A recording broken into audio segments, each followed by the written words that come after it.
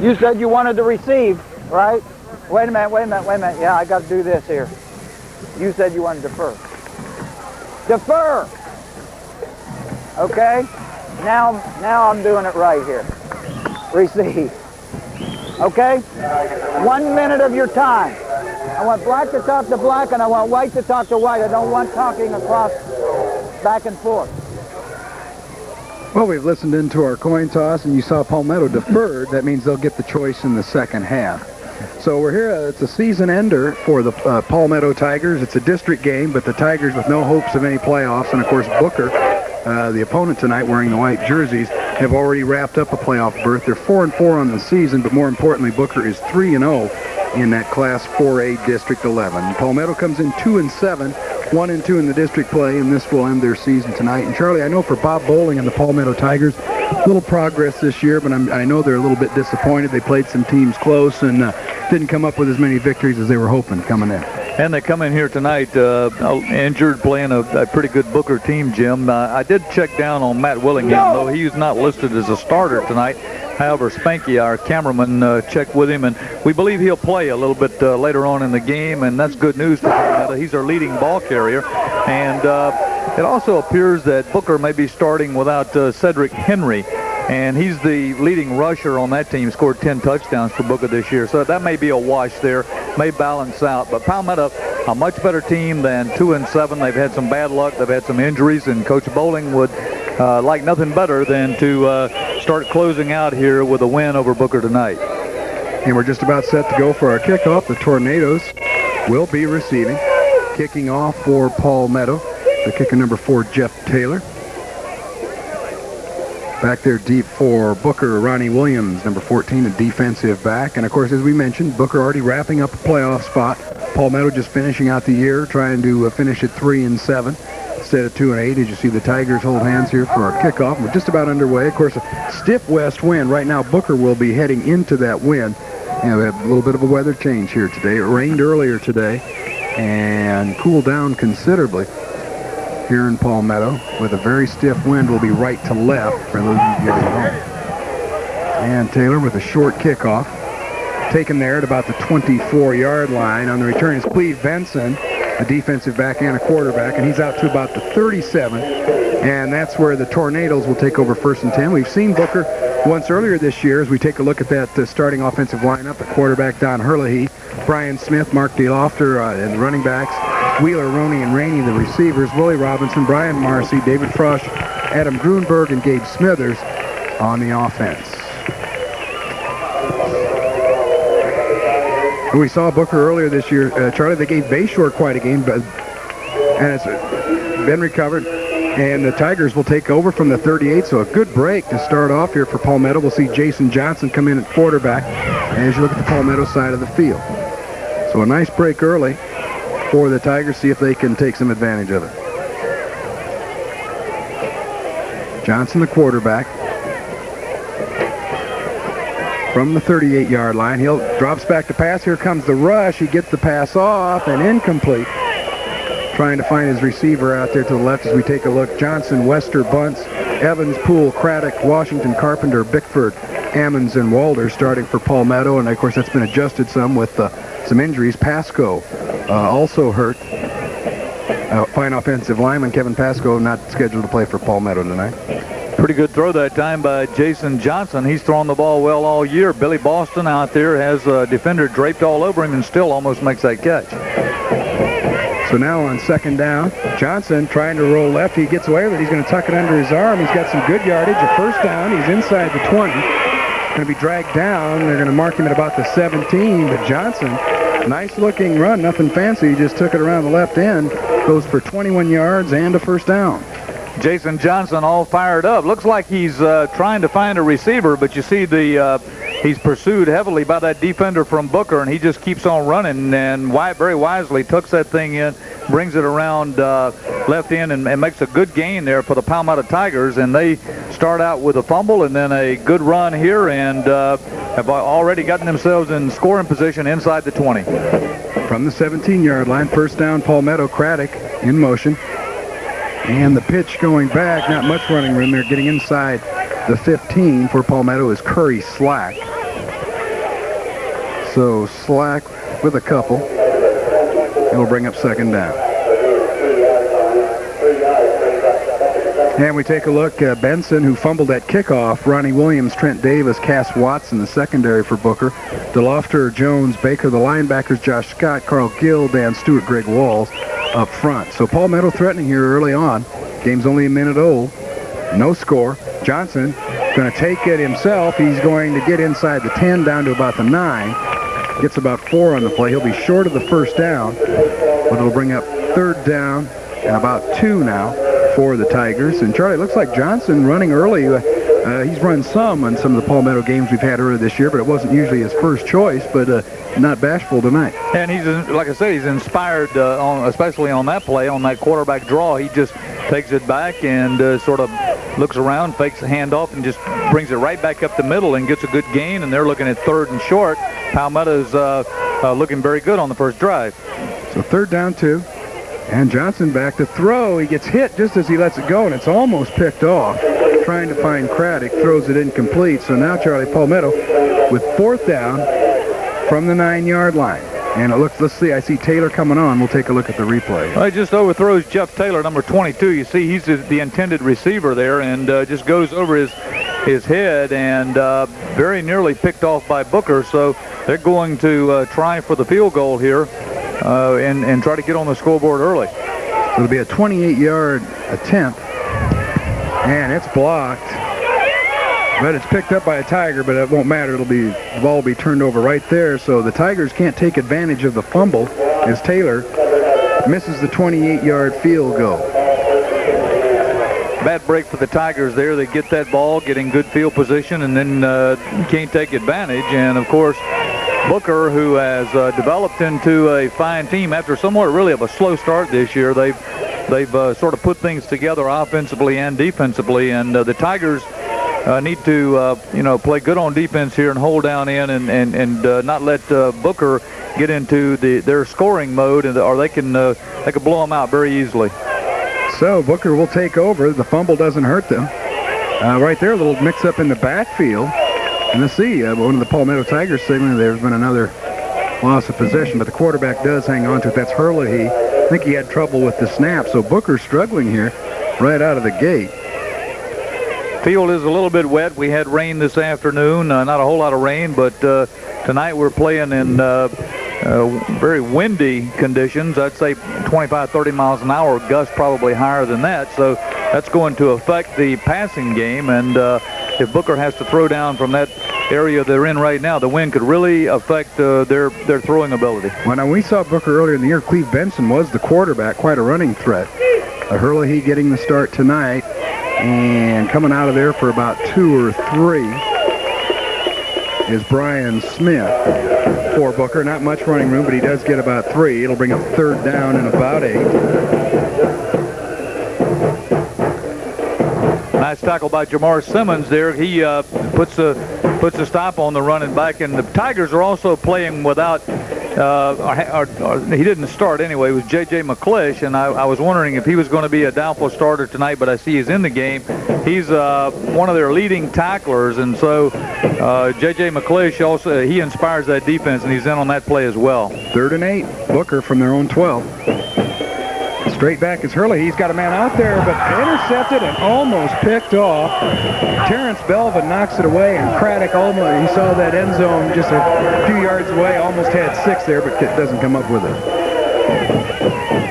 Well, watch Belvin. He just sticks his hands up right there and knocks it in the air. Very nearly caught there by Craddock, and that would have certainly been a big play there for the Tigers, but nevertheless 4th and long, and Booker going to have to kick the ball away, and the Tigers should find themselves in very good field position again. That's Justin Wilmot back there to punt. He's standing in his own end zone.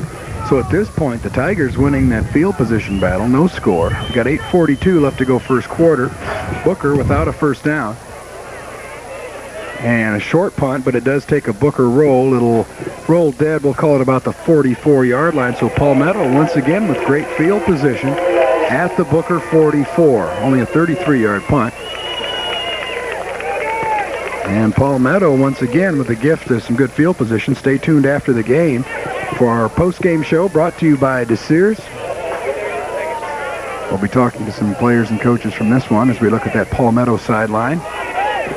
8:32, we have no score here in the first quarter. Palmetto here with their second scoring opportunity, however, after the short punt. Good field position at the Booker 44.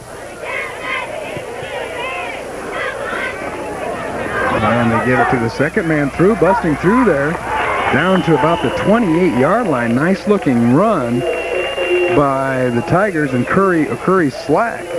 So a first down, Palmetto, straight up the middle goes Slack. Slack looking good right off the centers behind there, and just carries that ball, stumbles a little bit, but keeps the momentum going, and a good pickup there for the Palmetto Tigers. And once again, they're in great field position and now need to capitalize. Call it the 29-yard line, first down. And Palmetto for the second trip deep into tornado territory from the 29. And the pitch will go back to Poole. That's Kenji Poole. Tries to get away from one tackler and does manage to pick up a couple yards, but that's about it. It'll bring up second down 8 for the Tigers from the Booker 26. Tigers line up in a unique offensive scheme that time with nobody in the backfield, and line up as a wing, do a little pitch out, pick up a couple of downs, and trying to give Booker 3 or 4 different looks there on offense so that they can be a little deceptive and move the ball on them. So on second down and 8, Tigers will try it again from the 26. Johnson with a handoff, hits Slack once again, and he's got room once again. He's got another first down. He's to the 15-yard line. So about 11 more for Slack, who's finding some good running room, and the Tigers threatening again to take the early lead. Curry Slack looking good on 2 carries in a row here. This time he just takes it off around the right side after the handoff and gets down into good position, and he's running with authority tonight early. And they're right at the 15-yard line. First down, Palmetto. Johnson, the quarterback, with 7:15 remaining to go first quarter. Pitch comes back. It's Slack once again. This time, not much running room. He's going to be met right there, stopped at the line of scrimmage, where it'll bring up second down.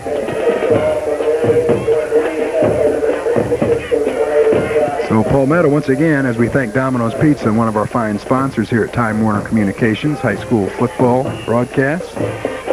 Once again, Palmetto, Charlie, can't come away empty-handed this time. They've been down there close once. They missed the field goal. Got to get some points on this drive. Well, they really just need to stick it in the end zone and get the touchdown, because they've learned now that they can move the ball on Booker and really need to take advantage on this drive. And Johnson fakes the handoff. He's going to keep it. No, he's going to throw it. He's got a man out there, and it's caught by Kevin Wester.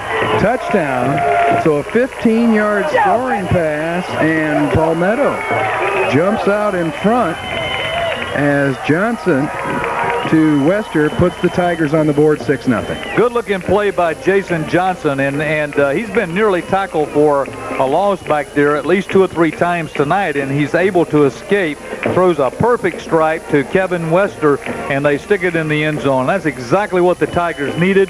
That'll be a big morale builder for them, and they've now learned and have demonstrated that they can score on Booker, and that's a big thing for them in this game, and the point after is good as well. And Taylor puts it through, so 7-0. We're going to take a break. Don't go away. We'll be right back.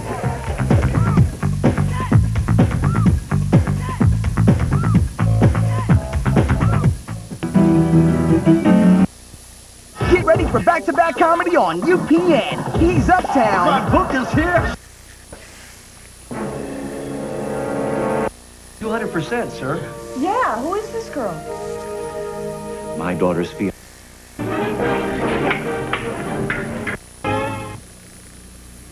If you like pizza and you love hot wings, you gotta try Twiggy's. For 5 years, Twiggy's been delivering the best pizza and wings in Manatee County. Our pizza starts with fresh dough, hand-tossed, loaded with your favorite toppings, and baked to perfection. Add to that our 7 varieties of wings for those who like it mild and sweet, to those who can handle the heat. Don't forget our wide variety of sub salads and appetizers. Score big with our football party pack. 2 large 2-item pizzas, 25 wings, and a 6-pack of soda for only $21.99. Delivered hot and fresh from our 2 locations. Welcome back. And Johnson with a nice pass to a wide-open Kevin Wester gives Palmetto that early lead here. We got 6:32 left to go first quarter. Taylor added the extra point. The Tigers surprisingly out in front here, 7-0. Booker yet to pick up a first down. And Taylor will kick it off. High kick, taken at about the 10-yard line. And slipping down for Booker, there was Juan Jones. But he does get it back up to about the 27 before he loses his footing. That's something we'll keep an eye on. It's not raining now, although it's chilly and windy. It did rain quite a bit here throughout the afternoon. So that's where Booker will give it a try. They find themselves behind 7-0.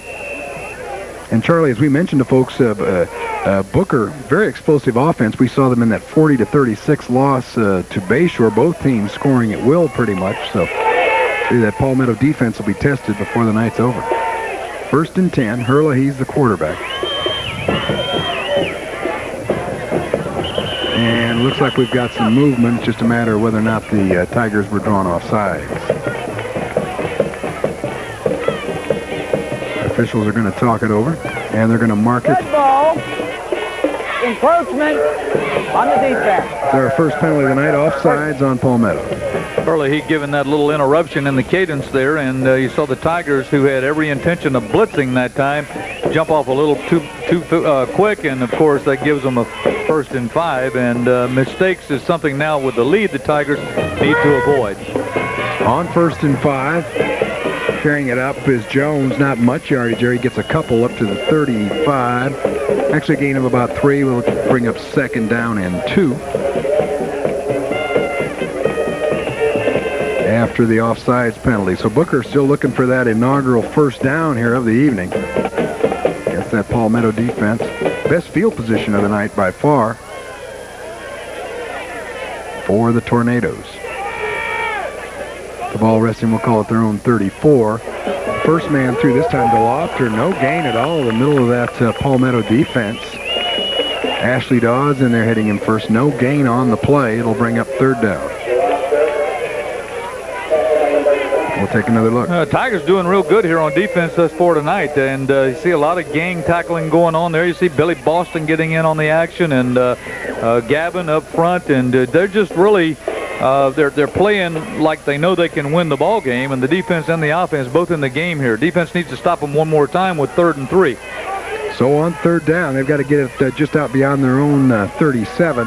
Does Booker to keep the drive alive here. Like the Tigers thinking about blitzing once again. Here they come, but they're going to run wide. And Smith across the 40. Look out. It's a foot race now. Wester stops him and prevents the touchdown, but not until Smith gets some big yardage down to the Palmetto 38-yard line. So a nice looking 27-yard run for Smith, and Booker gets that first down in a big way. Good blocking up front on the right side there by Booker's line and allows Smith to get outside. A couple of missed tackles there by the Tiger defense, and then he runs free until Wester's able to chunk him out of bounds. So Smith with a big gain. Now Booker threatening. They trail right now 7-0. They're trying to fix that. They're at the Palmetto 38. 5 minutes to go here in our first quarter.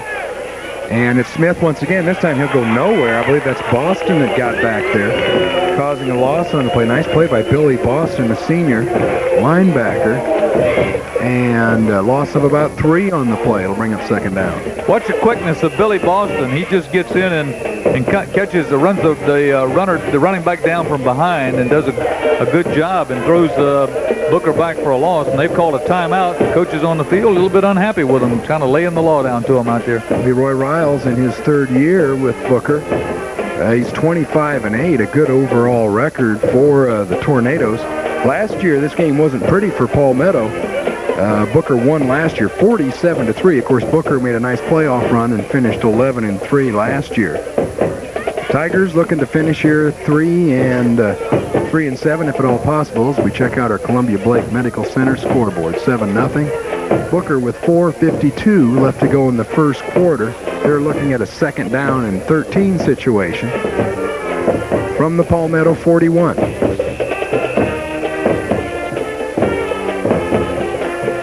Chilly night here in Palmetto. And Leroy Riles has had his say, and now the Booker Tornadoes will bring it up and give it a shot here on 2nd and long. And he got down here with a nice run by Brian Smith. Got him in a pretty good field position. Looks like the Tigers want to blitz again. And here they come. And once again, running wide is Smith. And a decent gain. He crosses the 35 down to about the 34. It'll still be a third down situation for the Tornadoes, third and about 5. Good running once again by Smith for Booker, but Terrence Belvin, what's number 20, just step up here and make the tackle. And really, there's not many black jerseys between Belvin and the goal line right there, so it turns out to probably be a touchdown saving tackle. So third down, Booker. Call it 3rd and 6. From the 34 of Palmetto. Staying in that I formation behind Herlihy, and Herlihy fakes a handoff. He'll throw. It's tipped, and it's picked off by Wester. Now he fumbles it. But the Tigers, I think, get it back with Kenji Poole. So Wester having a big first quarter. He intercepts the pass. And that's how you stop that drive. And I think it was like a bar of soap there. It was just kind of squirting out of the hands of everybody. Tipped originally. Looks like number 34 Carter got a hand on it. And then it comes up into the air. Wester finally latches on to it, runs a few yards, fumbles. Poole gets it, but the Palmetto Tigers are back on offense. So they'll start it from the 27 and right back. I believe that's Slack once again. Fumble and again. We fumble. Slack fumbles, and it's going back the other way. So the turnovers getting hot and heavy here. Tigers can't make use of that interception. Slack fumbles it back.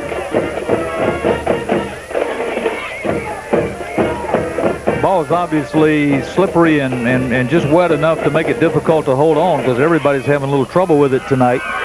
Slack comes up, gives it back to him, and looks like Booker may have netted just maybe a couple of yards on all this turning over and pass interception and the fumble.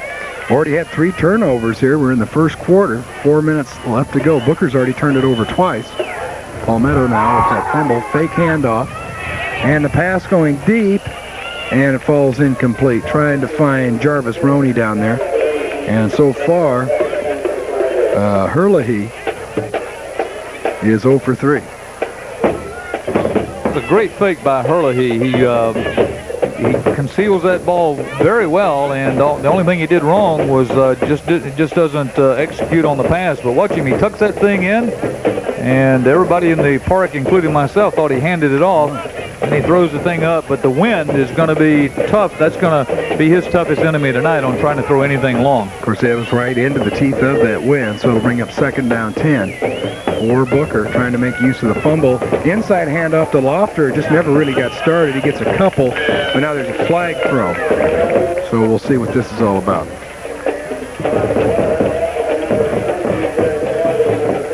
Belvin on the stop. And it's going to be illegal use of hands against Booker. So Booker really coming out lethargic here tonight. Of course, they have their playoff berth wrapped up. But couple of early turnovers here, not doing much. This one's going to be a major one. Hold on the offense. 2nd down. So the 10-yard penalty. I think it's 2nd down and a bunch now for Booker. They're at the Palmetto 44 now, going the wrong way. Back into shotgun is Herlihy. And he'll hand it off to Smith out of the gun, but Smith, good fake. And down the field, touchdown to Jarvis Roney. And that's getting back into it in a hurry, Charlie. Great fake to Smith. 44-yard touchdown pass. And Herlihy, his first completion was a big one. Well, you just can't ask for any more out of your quarterback than this right here. Herlihy, you see that he fakes the handoff. Then he goes back into the pocket and throws a perfect ball to Jarvis Roney. And Jarvis has demonstrated that he can catch it this year. He's got 27 receptions for 348 yards and 2 touchdowns. He just scored his 3rd right there. 3:38 remaining. And now we wait for Justin Wilmot, number 3, see if he can kick it through. And a flag is down. Wilmot gets the kickoff, but let's take a look, see what the flag's all about.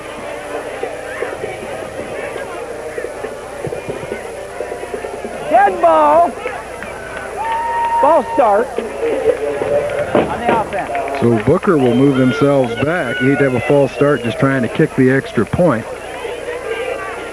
But the Tornadoes jump back in. That'll be a little bit of a tougher kick. Remember the important extra point. Booker trailing 7-6 here as we wait for the second point. Holding is Dale Boggs.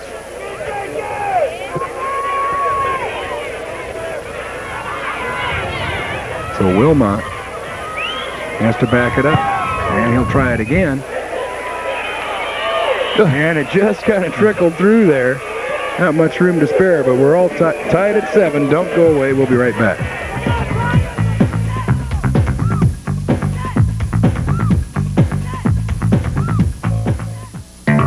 The game here, 7-7. Palmetto with the touchdown pass. Booker comes back with a long run, 44 yards to tie it up. A couple of touchdown passes, and that's where we sit, 7-7. We got 3:38 remaining to go in our first quarter. And the Tigers will give it a shot here. Kicking off Wilmot. High short kick. And it's fumbled down there. Look out. It's all over the place. I think Cleve Benson came up with it for Booker. And that's, boy, I'll tell you what, Charlie, this is when Palmetto gets in trouble, when they start turning the ball over. The last time we were here against Haines City, they had 8 turnovers, got beaten badly by Haines City, and there's a second one tonight. Well, this short kick kind of fools everybody. It looks like, is that Craddock that comes up? It hits his shoe and just kind of bounces up for grabs, and Booker has it again, and they're in excellent field position on the 39-yard line. So that's an unfortunate turn of events, because Palmetto can play ball with this team if they don't make mistakes and turn the ball over. But the good field position now for Booker at the 39. And the handoff going nowhere is Smith. He's going to lose about 4. Nice tackle there by Bunce, number 44. So a loss on the play. Bring up second down, 14. Bunce coming in there real fast and stopping this thing. He plays both ways, fullback and, of course, that linebacker for the Tigers. And getting a little help there. J.J. McClish coming up to make sure that he puts him away. So Smith knocked down right at the 44, we'll call it. It'll bring up second down. And 14.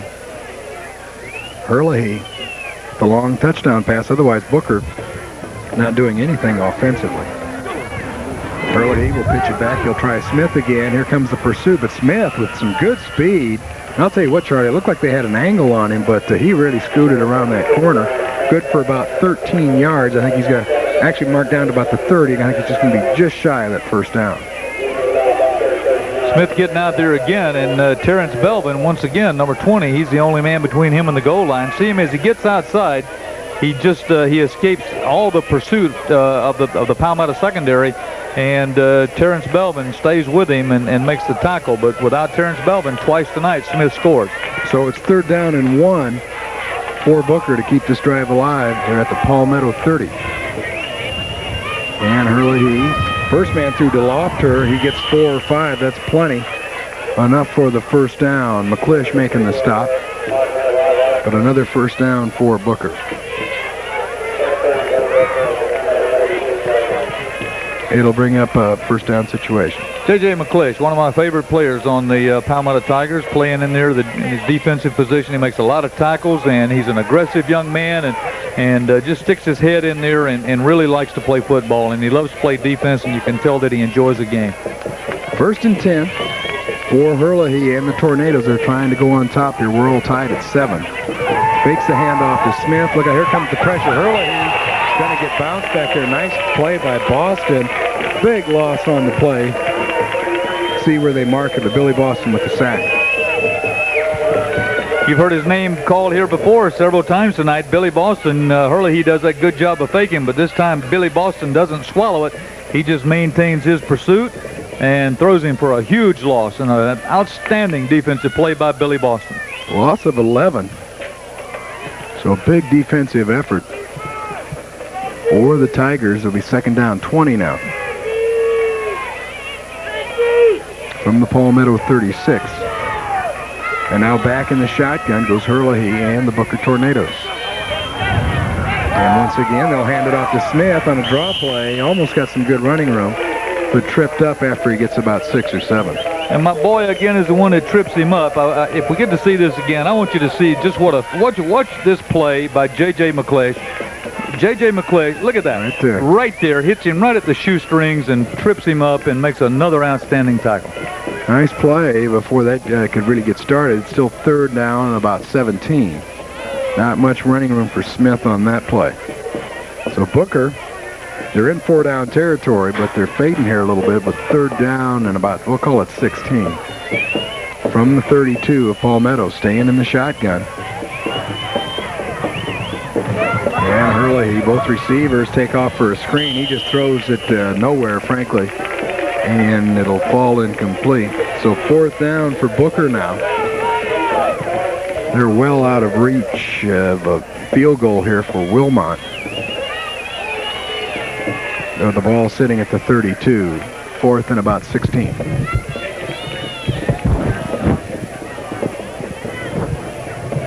So we'll see what the Tornadoes come up with here on 4th down. And boy, you can see that wind that's coming straight out of the west, right off the Gulf of Mexico. And look at that flag standing at attention there. Really windy, and right now Booker heading right into that wind. On 4th down and a bunch. You see the jerseys even batting in the breeze there a little bit. Hurley, he's got a man out there. Oh, not coming up with it is Roney. But that was close. Roney caught the touchdown pass, but nothing doing that time. And Charlie, that was close enough. If he makes the catch, it's a 1st down. Well, Roney's really, you would think he would make that catch. And normally I believe that he would, but he just kind of takes his eye off of it right there. But what a good job by their quarterback, Hurley. He's done a good job getting the ball out to the receivers tonight, especially on the long pass. And the guy just has a tremendous faking ability there to conceal that ball before he throws it from the defense. On the 32. And going straight ahead for the Tigers. Not much running room. About 3 yards down there for Slack. He's been the main ball carrier tonight with Willingham out with an Achilles injury. And that should be the last play of the 1st quarter as we wind it down here. We're all tied at 7 apiece. The Tigers hanging right with the Booker Tornadoes. Don't go away. We'll be back with our 2nd quarter right after this.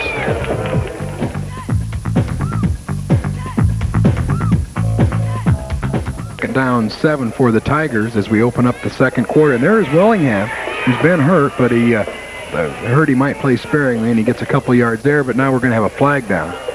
So see what happens to the run. A gain of a couple for Willingham.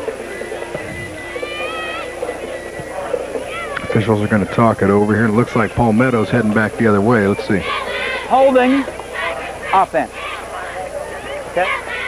So the Tigers will go the wrong way with the holding call. And assuming Booker takes the penalty, it'll still be 2nd down.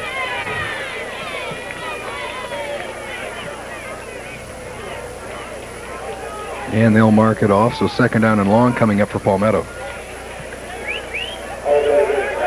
Tigers, of course, desperately need to avoid the turnovers and the mistakes here tonight. The penalties have a tendency to stall these drives. They were looking at about 2nd and 5, and now they're looking at 2nd and long.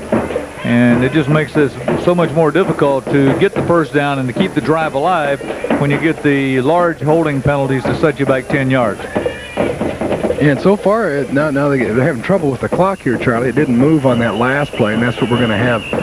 That last play was a freebie for Palmetto, and I guess for Booker, too. The clock didn't move. Now they're trying to get that squared away back at the 12-minute mark. Yeah, we had 48 minutes there just a second ago.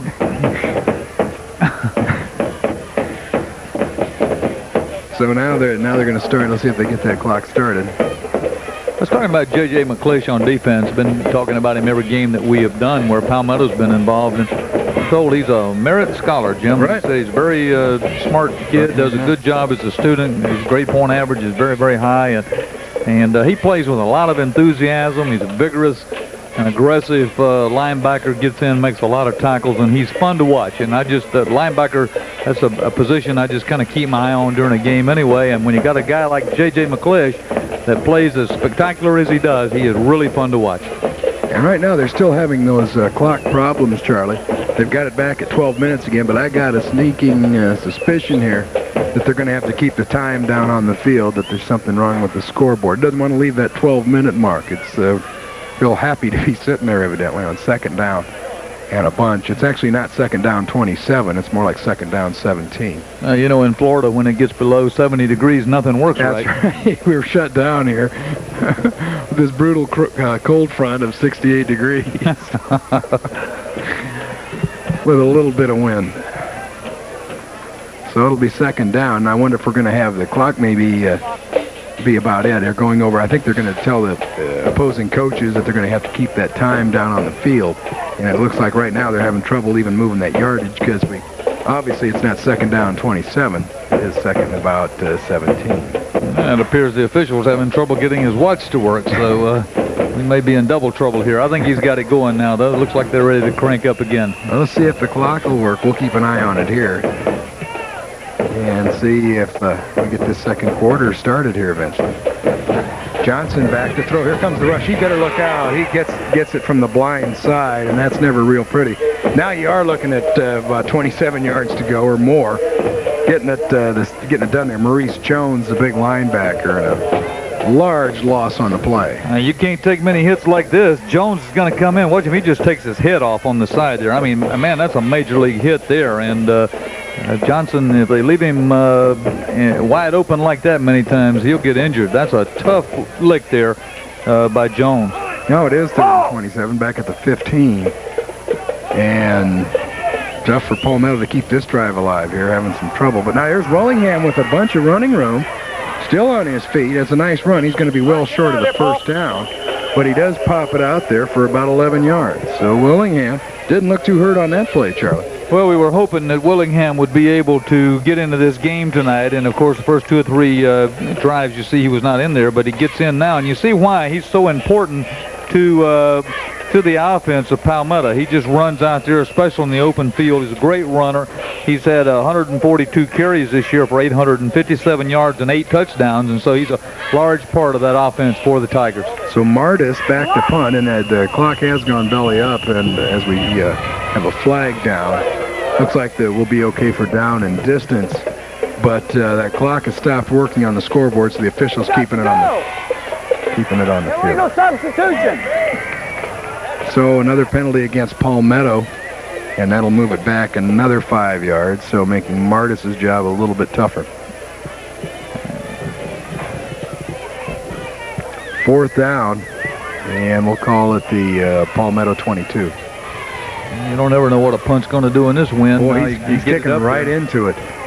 You don't envy Martis. He has to kick right into the teeth of that wind, and it's not going far. It's going to roll out at about the 40, so only an 18-yard punt for Martis, but that's the breaks when you kick into that wind. 7-7. Stay tuned. Following the game, we'll have our DeSears post-game show. Charlie will be talking to some folks involved in this game.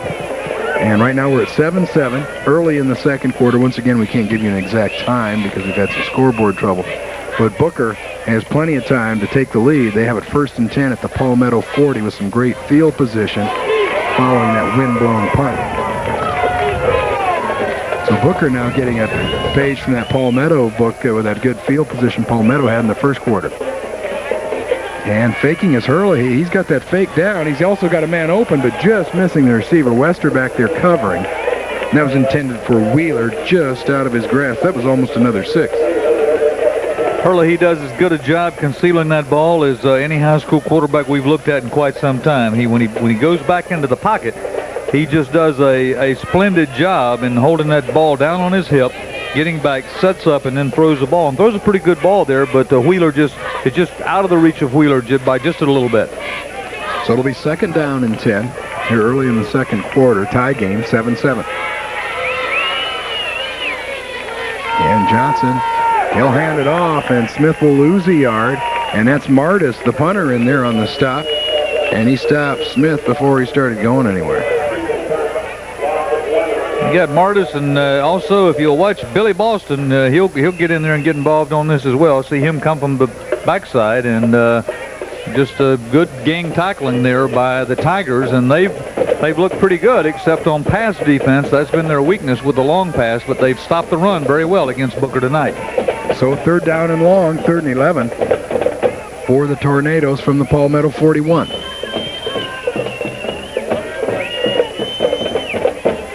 And And faking the handoff once again is Herlihy, and once again he overthrows his intended receiver. He's only completed one pass, but it was a big one for a touchdown. So now it'll bring up 4th down. And Booker, it looks like Wilmot on the field, number 3, the kicker. Herlihy doing good. He's under pressure there, and he stays pretty composed. Belvin was right in there on top of him, and Boston. See there, Coach Bolin. I'm very pleased with the effort and improvement the kids have shown. The kids have played very tough against some very good teams, and that's an absolute true statement, and they play with a lot of heart and soul. So on 4th down and 11, on to punt, Wilmot.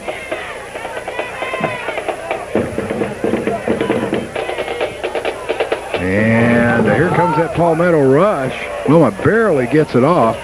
And you'd think he'd come up, you'd like to see him come up with a little better punt with the wind behind him there, but he was lucky to get that thing away.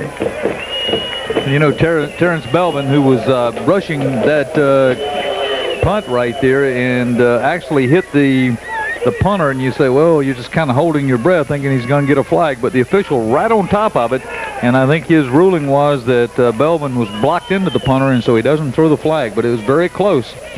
So the Tigers get the ball back from their own 20-yard line now. We're all tied up at 7 here in the second quarter. And the Tigers with a long way to go, but their defense so far, except for the one touchdown drive, been able to stop the Booker Tornadoes.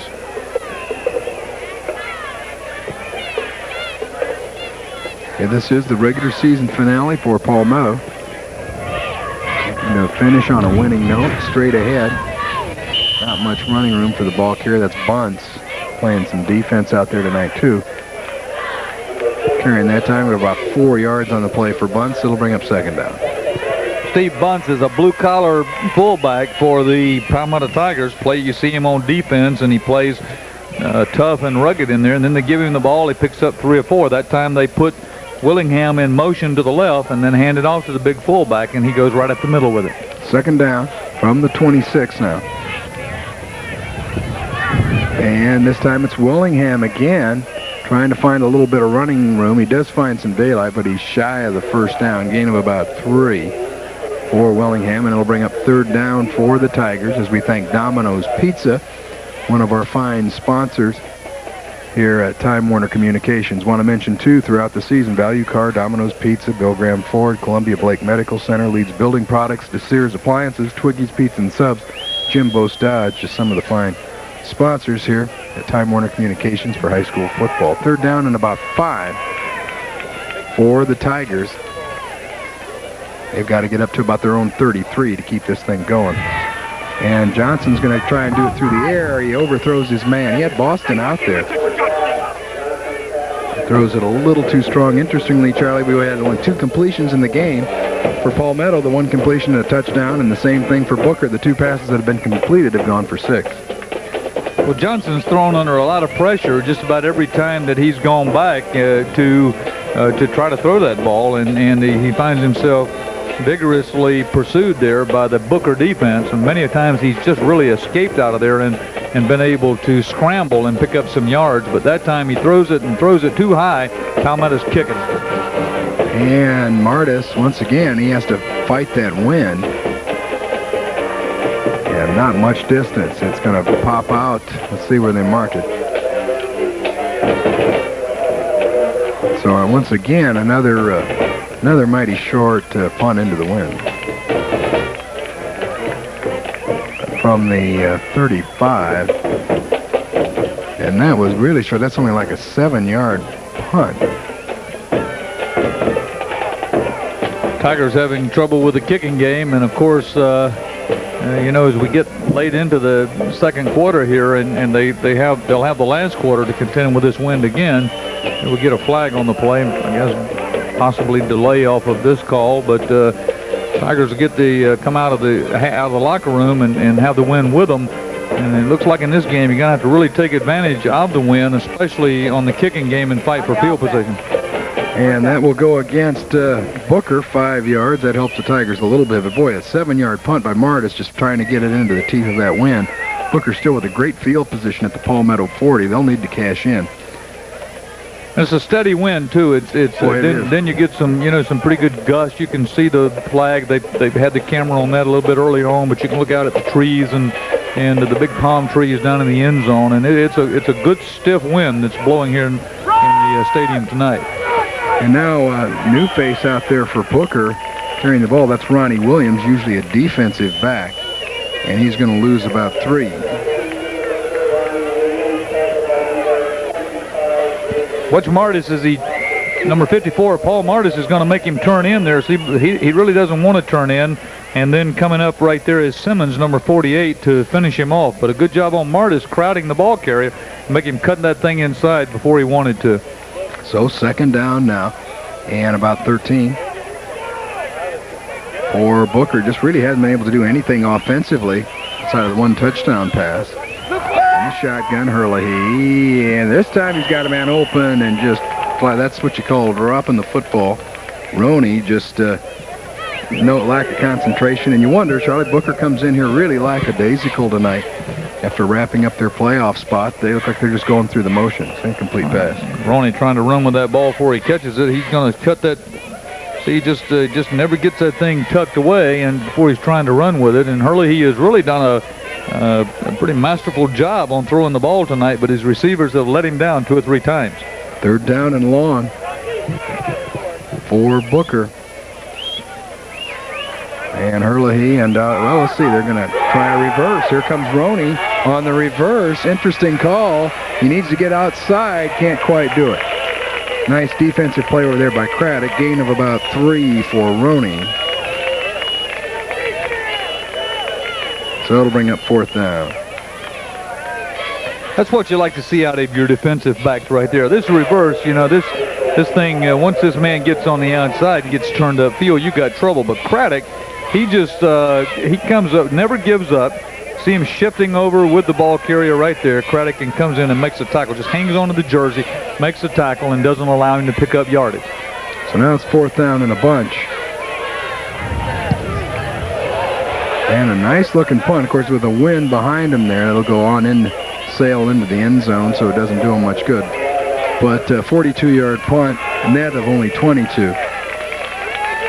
And Palmetto, the defense, having no trouble stopping the Tornadoes except for the 1 touchdown pass. We're tied at 7 here in the second quarter.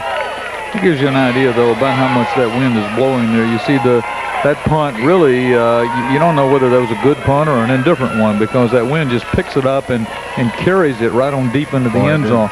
And we'll see if Palmetto is able to punt better with that wind behind their backs like Booker has right now.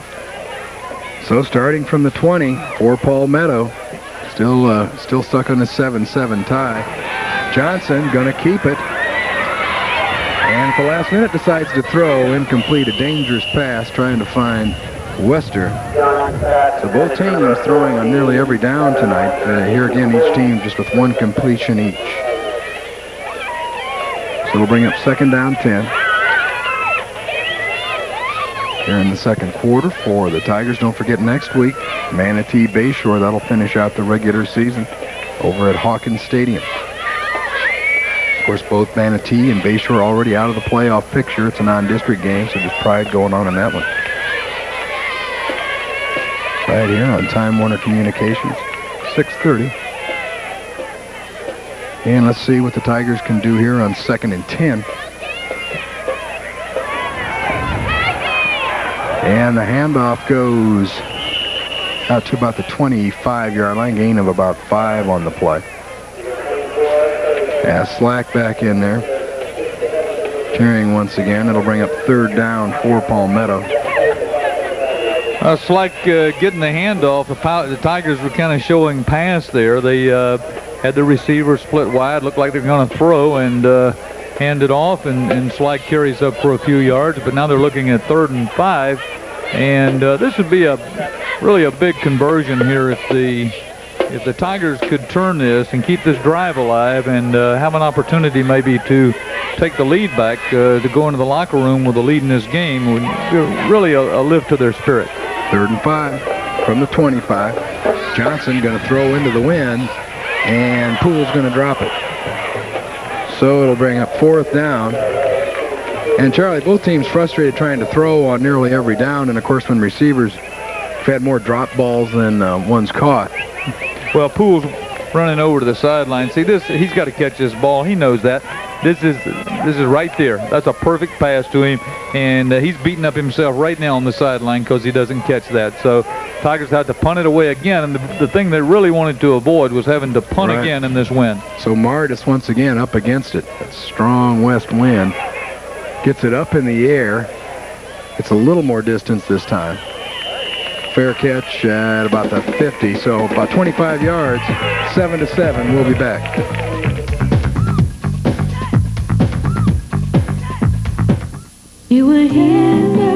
Field position at the Palmetto 44. And Charlie, I really think the wind is having a huge impact. We've played this whole second quarter down in this part of the field, and it's hard for Palmetto to try to punt it away. To credit to their defense, they're not letting Booker punch it in on them there. But that way, just look at that, standing in the huddle there for Booker. Look at the jerseys flapping. That's coming from their backside there, that wind. And it's just a matter of time. If you leave Herlihy down in here the way that he throws the ball, and he's able to throw the ball long, you leave him down here long enough, Jim, he's going to hurt you. And so the Tigers have really got to make some first downs on offense when they get this ball again, because this guy's going to hurt you sooner or later. 2nd and 5. And the first man through. They go back to Smith. He's short of the first down, although he's near the 41-yard line. And you got to wonder, Charlie, for both teams, you're almost going to have to, even with the wind behind you, trying to throw the football, it's going to be tough to do tonight with this wind. See if the teams go back to the ground here a little bit. And that's exactly what they've done the first two plays here with McLaughlin and then Brian Smith carrying it, and they got it 3rd and short for the first down. And I think you're exactly right. They've experimented with throwing that ball long. They had some success on the touchdown, but they're probably going to try to run it a little. Now, DeLofter isn't getting much there. He falls forward. He'll have enough for the first down. And I think that's the approach you got to take. Maybe you don't want to run the football much, but you're looking at this wind, even if it's at your back, as it is for Booker right now. Tough to throw into it, or balls sail on you if it's coming out of 25, 30 miles an hour behind you. And you got to figure teams will head to the ground here. Booker does pick up the first down at the Palmetto 39. So the Tornadoes throwing the ball throughout most of the first half. Now sticking on the ground. See if they do it again here. Now, good play action. Herlihy's got a man open, but it almost picked off. Hit the Palmetto defender right in the hands. Falls incomplete. McClish can't come up with it. It'll bring up 2nd down.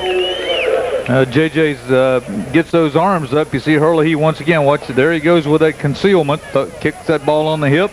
And comes back and throws that. J.J. McClish just gets his hand up. The intended receiver's right out there for him. Ball headed right to him. McClish, another good defensive play. So it'll bring up 2nd down 10 from the Palmetto 39. And we're just guessing about 6 or 7 minutes here left in the second quarter. Our scoreboard has bitten the dust, at least time-wise. So on 2nd down, the Tornadoes trying to take the lead here. We've been all tied up 7-7 since the end of the first quarter. And that's going to be motion on DeLofter leaning forward, so it'll be 2nd down 15 now. As Booker has to back up. That's their 4th penalty. Good ball. False start on the offense. 8 seconds. Yeah, brings it back to the 44. So we'll make it 2nd and 15. And the Tornadoes not looking nearly as effective as they did earlier in the year against Bayshore in a real high-scoring game. The Bruins hung on to win, but Booker scoring it well.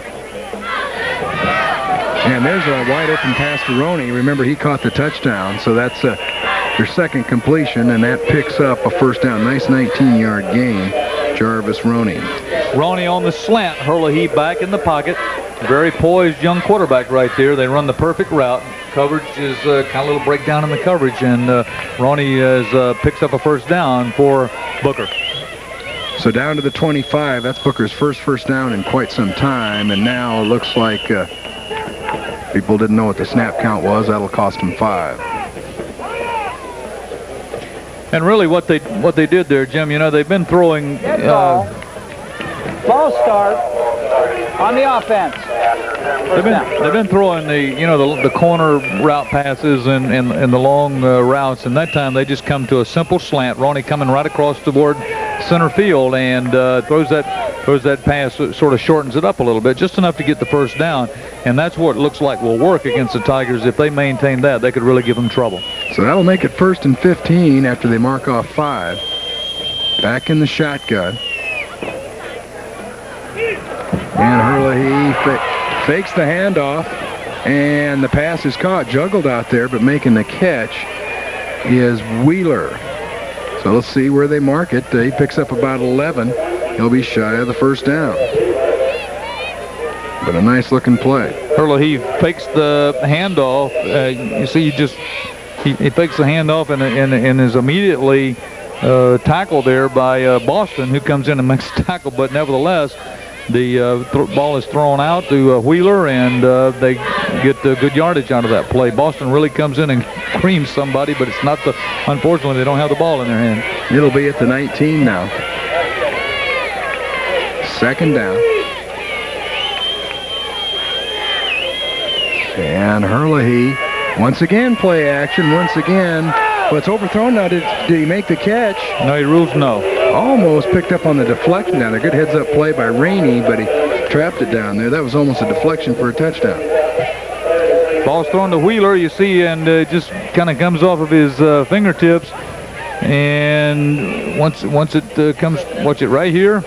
And, of course, Rainey's coming around, and Wester gets a hand on it as well. That's right. And that was Wheeler, actually, the ball was thrown to. And, they almost make that thing work in sort of a little tip drill there.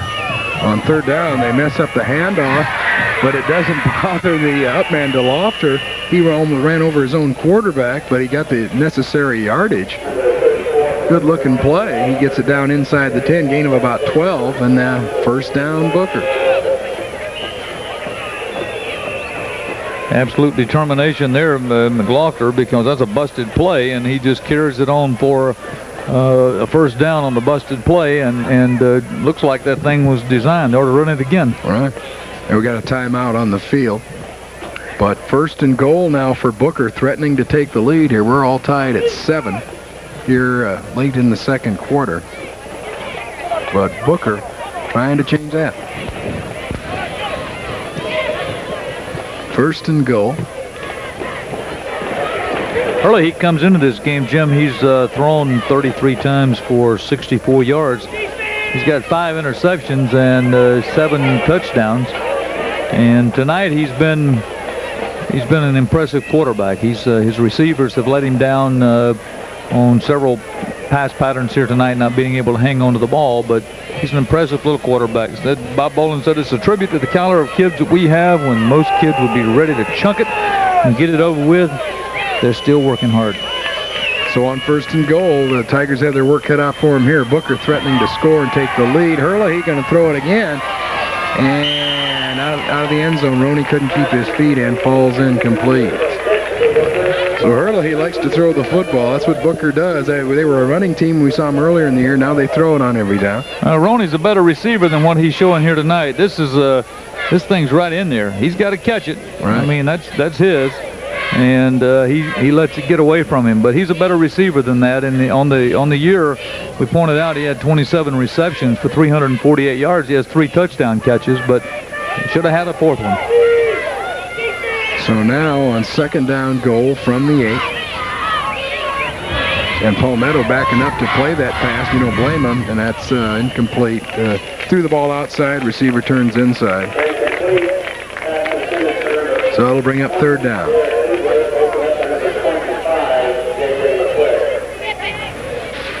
So on 3rd down and goal.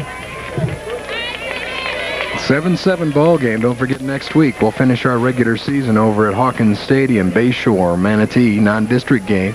Both teams out of the playoffs in their respective divisions with something to prove that night. That could turn out to be a good game. It really could. Could be well played. 3rd down now. And goal from the 8. For Booker. And Herlihy, it's tipped. It's incomplete. So it's 4th down, and Charlie, frankly, I think Booker's given up a grand opportunity to score here. They move the ball well on the ground. Throw it when they get down close. It's going to cost them 6 unless they score here on 4th down. I think Belvin gets a hand up this time right there. I believe that's number 20 that does that. And he's Hurley. He has thrown that ball right into coverage there, and has been very fortunate on a couple of pass plays that the Tigers haven't picked him off. But yeah, you're right. They get down very close here, 4th down. Now they're in a, this is their last opportunity to stick it in. They were doing very well running the ball, and you wonder why they've gone back to the pass.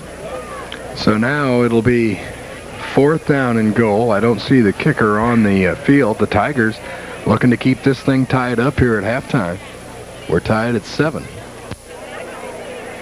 4th down and goal from the 8. Booker gets down there 1st and goal, throws 3 straight incomplete passes. See what they come up with here on 4th down. Wind's still a big factor coming out of the west. And let's see, I guess you have to bet on a pass play for Booker on 4th down and 8. Hurley, your quarterback, a wide receiver to each side of the field. And now they're going to try a halfback pass. And incomplete. Throwing it incomplete was Ronnie Williams. So, give it up on downs. And the Tigers, that's got to give them quite a boost here. We're 7-7. Of course, we don't have any idea how much time left in the first half here with the faulty scoreboard. But here's the incompletion. Once again, this thing looks catchable. We'll look at it a little closer here on replay, see how close we can get on it. But you see Williams throws that ball. Looks like it's right in there, right in his hands. Just dropped again. Yeah, right in his hands. And Ronnie is just he's having a tough night receiving. Well, I'll tell you, Charlie, it's one of those things. If you're going to throw the football, you got to be able to catch it. And thus far tonight, we've had lots more drop passes than receptions. Got to be frustrating to the quarterbacks tonight as Palmetto just running for a couple of yards straight ahead there. That's Willingham for a couple.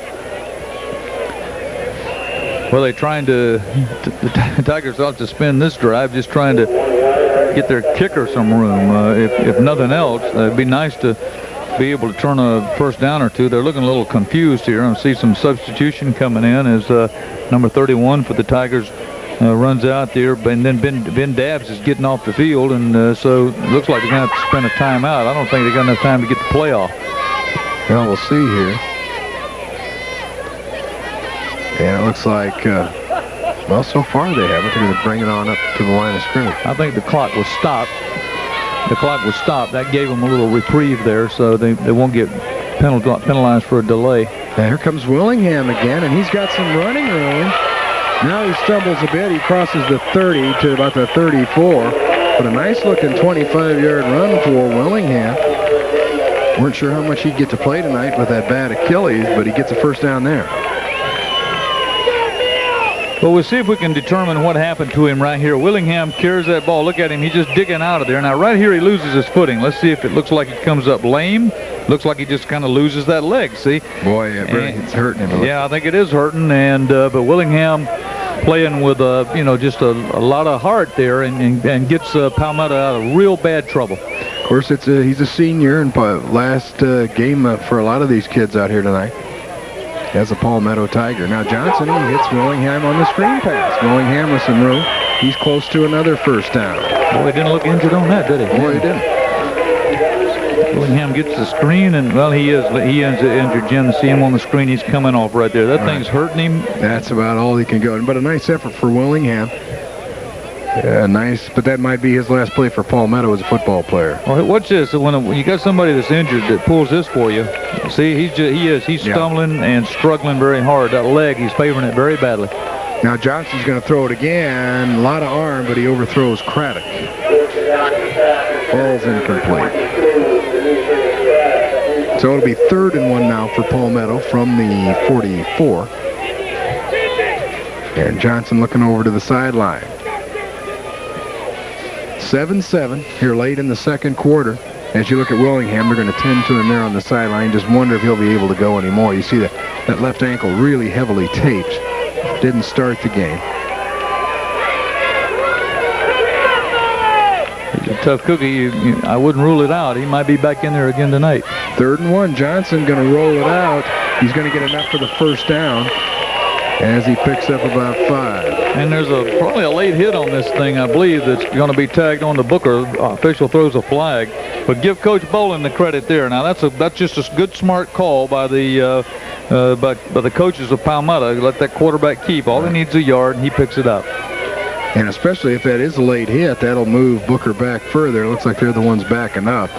And that would, Johnson brought it right up to about midfield. Now you're talking some pretty good field position once they tack this on. It's going to be a major one. It's going to cost the Tornadoes. Late hit out of bounds on the defense.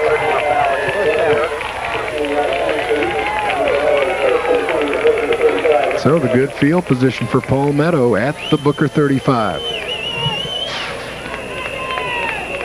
And the guy sitting over on the sideline that deserves a lot of credit for keeping this drive alive, Matt Willingham, and he's still not back in there, but there's a guy that made this thing work, and he kept Palmetto and kept their drive going. So now Johnson from the 35, overthrown, picked off, look out. And that's Cleve Benson with a free shot down the sideline. Cleve Benson is going to go 75 yards for the touchdown. On an interception, I don't see any flags down. Real backbreaker for the Tigers. That is absolutely heartbreaking there because they just do a terrific job. Johnson throws a perfect pass there to Craddock, just a little bit high, has to leap a little bit, goes through his hands, and of course Benson takes it, and he's open all the way. There's nobody that can stop him. Runs it all the way into the end zone, and the Tigers, not only do they have their drive stopped, they have their hearts broken, and they lose. They were at this ball game tied, and now they lose the lead. So the third Palmetto turnover, both have led to scores. That one directly with the interception going all the way. Now we're kicked. Justin Wilmot try to make it 14-7. Kick is up. And it's good, so 14-7 now. And we'll be back with more right after this.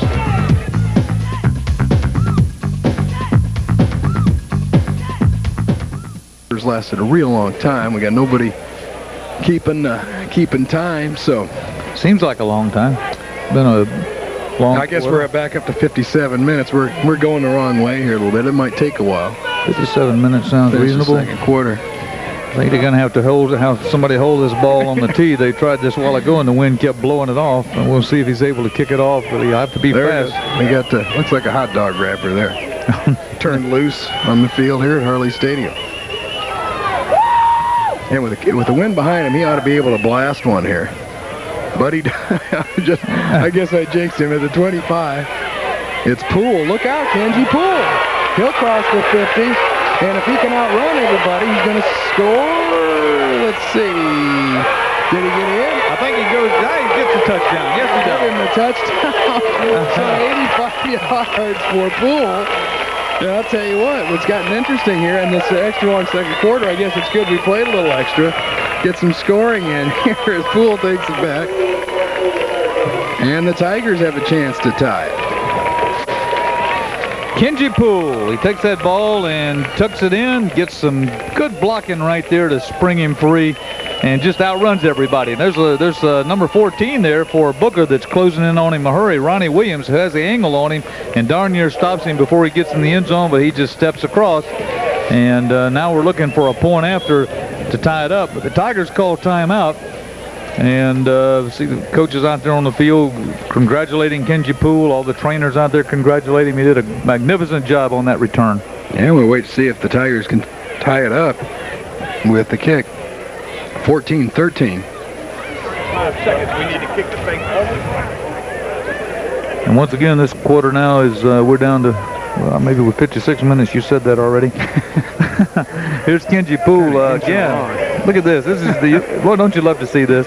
I mean, that's just fun to watch that. Here's they had an angle on him, too. He really did. Yeah, he's 14. You see Williams coming across there and just misses the tackle, actually. Can't put him away once he catches him. So let's see if Taylor can tie it up. Important extra point here. 14-13. Palmetto down by 1. And Taylor will kick it up. No good. Oh, and he misses it. And that could come back to haunt the Tigers. So 14-13 now, just that quickly. But Booker hangs on.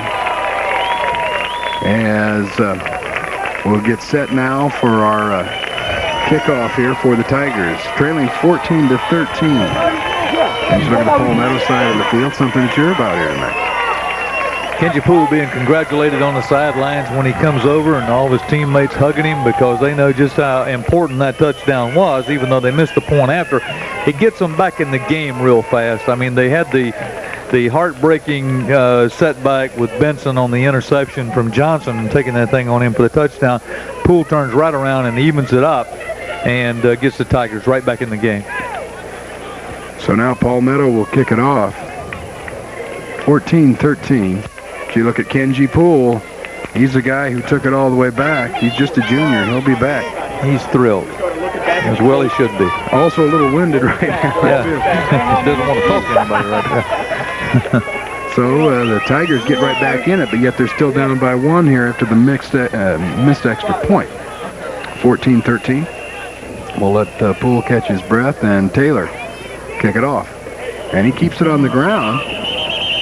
And let's see, we got whistles blowing long before it's recovered down there. Looks like the Tigers going to get hit with an offsides and have to kick this baby over. And I don't think that was an onside kick. I think it was just a kick, maybe stay out of the wind, avoid the wind kick. So they'll back it up 5 yards.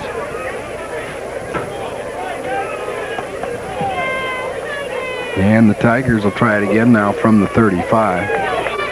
See the way he's laying that on the tee, laying that football with with an awful lot of angle to it, so you can probably expect something again where kicks that little squiggler or something to keep that ball from getting up in the air. But see, it's got a terrific angle on it. Keeping it on the ground, avoiding the long return, and of course, as Charlie mentioned, keeping it out of that wind. And now it's going to go out of bounds, so Booker will get some pretty good field position.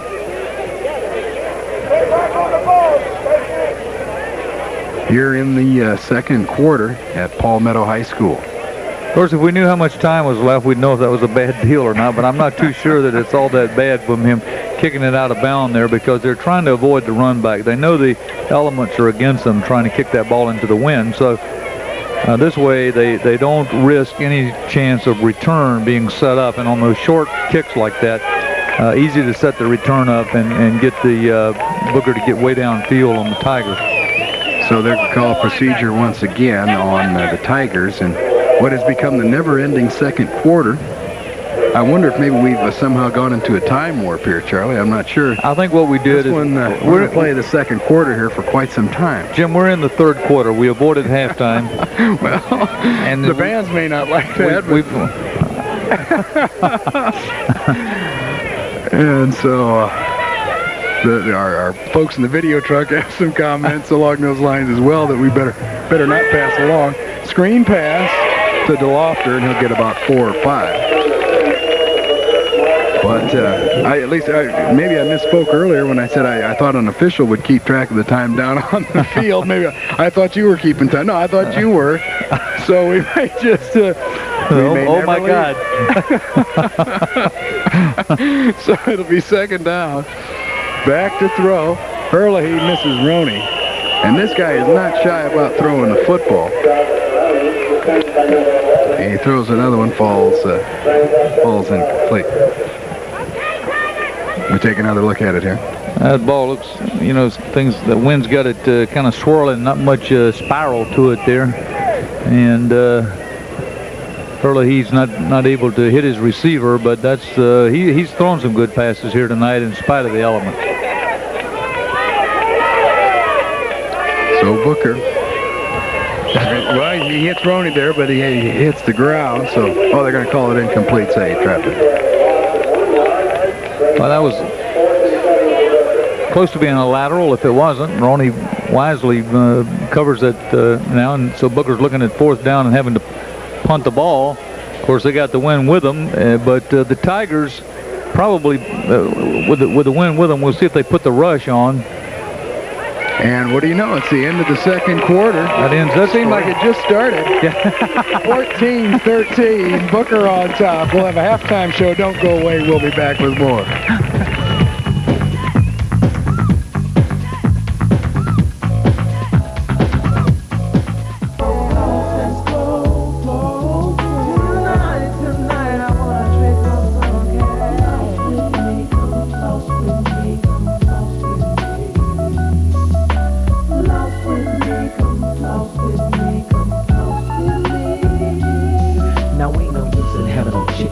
Fly-ass ride. If you ain't finer than a dance, then you can't get inside. See, I'm just loving it when them player haters stare at my girl. They so mad cause they want so bad to be in my world.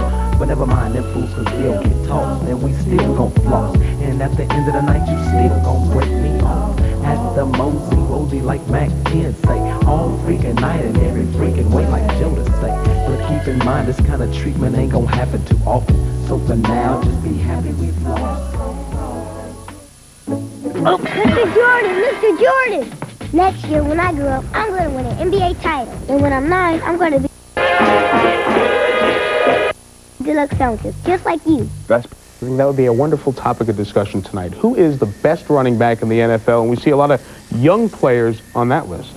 I'm going with an older guy. There is still, Mike, no one on this planet who can do the things that Barry Sanders can do. Barry Sanders, the biggest misuse of talent since Tom Hanks and Bosom Buddies.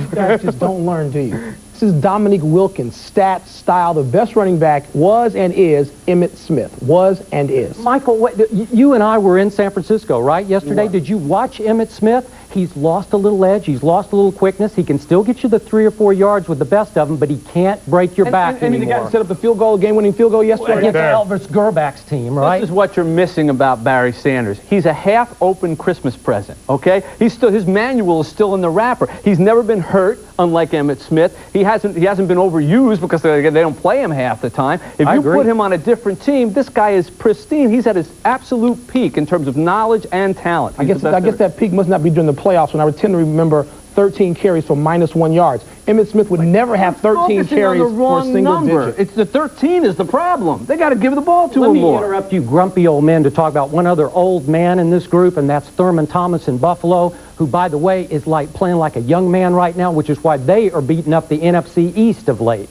Well, I prefer Ricky Waters, if you ask me. If you want to move away from Barry and Emmitt, Ricky Waters, to me, has really come into his own. The knock on him was always that he fumbled the ball or he had an attitude. He seems to have lost both of those things in Philadelphia, and I like his talent. That's what I like about him.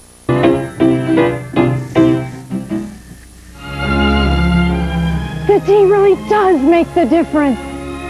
So remember, we're the Sears, where the D really does make the service difference. If you like pizza and you love hot wings, you gotta try Twiggy's. For 5 years, Twiggy's been delivering the best pizza and wings in Manatee County. Our pizza starts with fresh dough, hand-tossed, loaded with your favorite toppings, and baked to perfection. Add to that our 7 varieties of wings for those who like it mild and sweet, to those who can handle the heat. Don't forget our wide variety of sub salads and appetizers. Score big with our football party pack. 2 large 2-item pizzas, 25 wings, and a 6-pack of soda for only $21.99. Delivered hot and fresh from our 2 locations. This weekend, drive Bill Elliott's McDonald's Winston Cup race car at Bill Graham Ford in Bradenton or regular season here on an up note. And there's the kick, short with that kind of a wind behind him.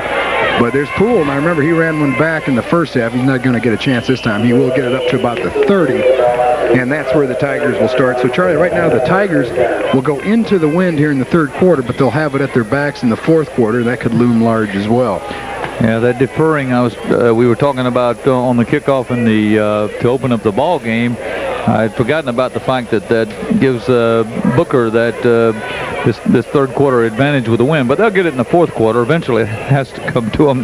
One quarter or the other, they got to get it. They can't stay here all night kicking into the wind. That's for certain. So it's 1st and 10. Here comes Willingham. He's going on that bad ankle, and he's going pretty good on it now. He's going to get run out of bounds at about the 39.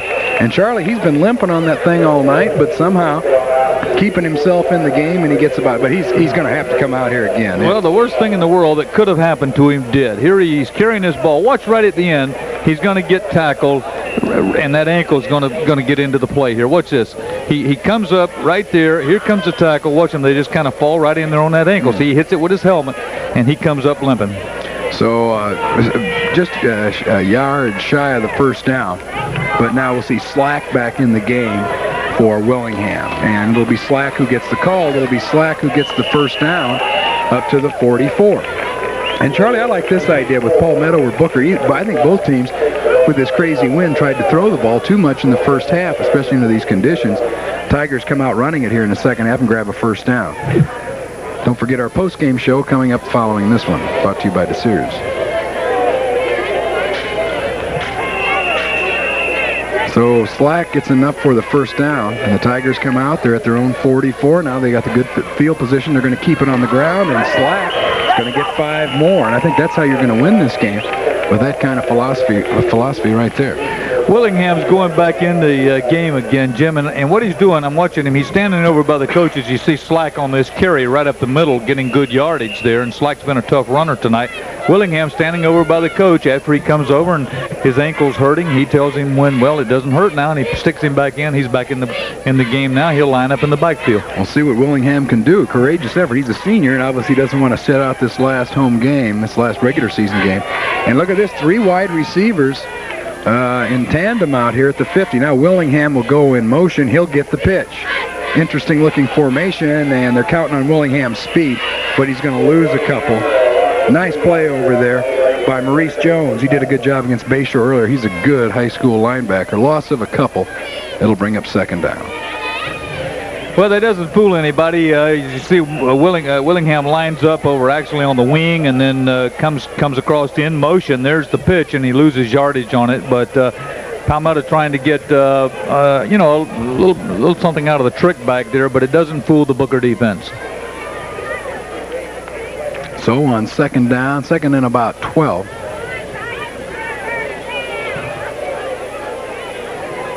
Actually, it's third down, according to the marker on the field, third and about 6.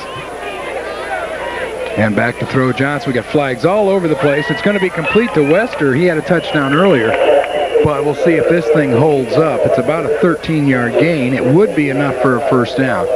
But let's see what the flags are all about. I think this thing's coming back. Looks the line judge holds that left hand up. Yeah, illegal procedure against the Tigers. Unfortunate. They pick up the first down on a good-looking slant pass play there, and it's all for naught.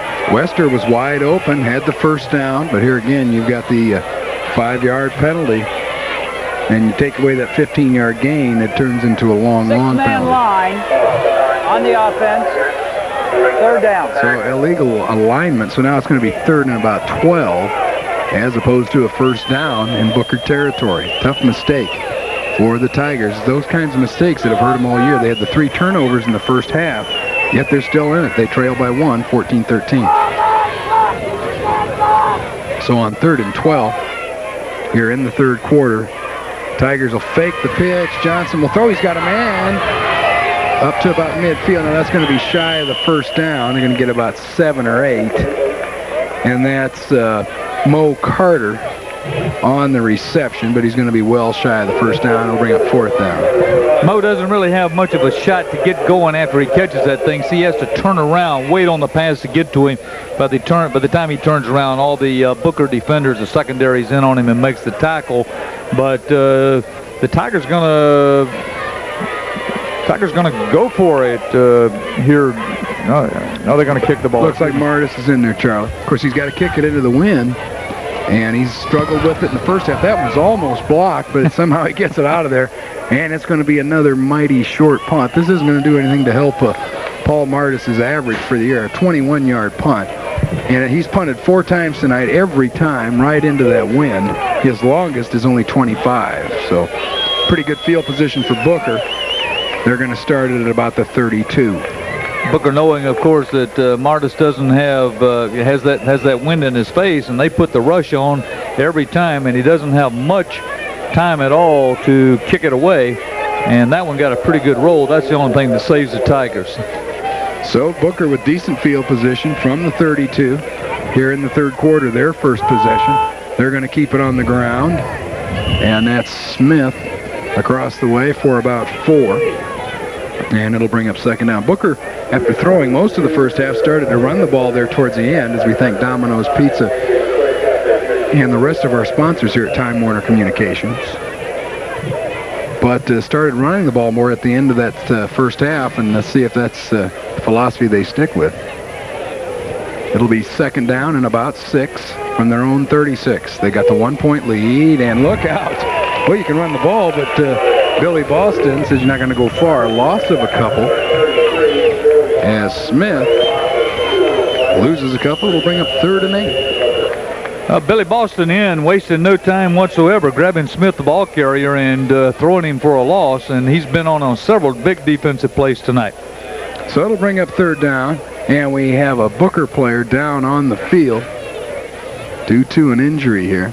Got about 9 minutes or so left in the 3rd quarter. Here again, we're having clock troubles here at Palmetto. We can't give you an exact time, but we do know the score. It's 14-13. Booker with that 1-point lead, and they've got the ball 3rd and 8.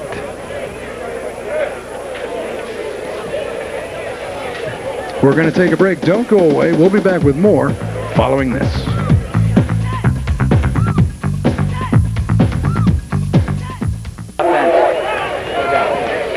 And that's the 5th time that Booker has done that, either jumped off sides or moved early. So 3rd and 13 now, and I think we will see Booker throw the football unless they feel like they got a 13-yard draw play out there somewhere.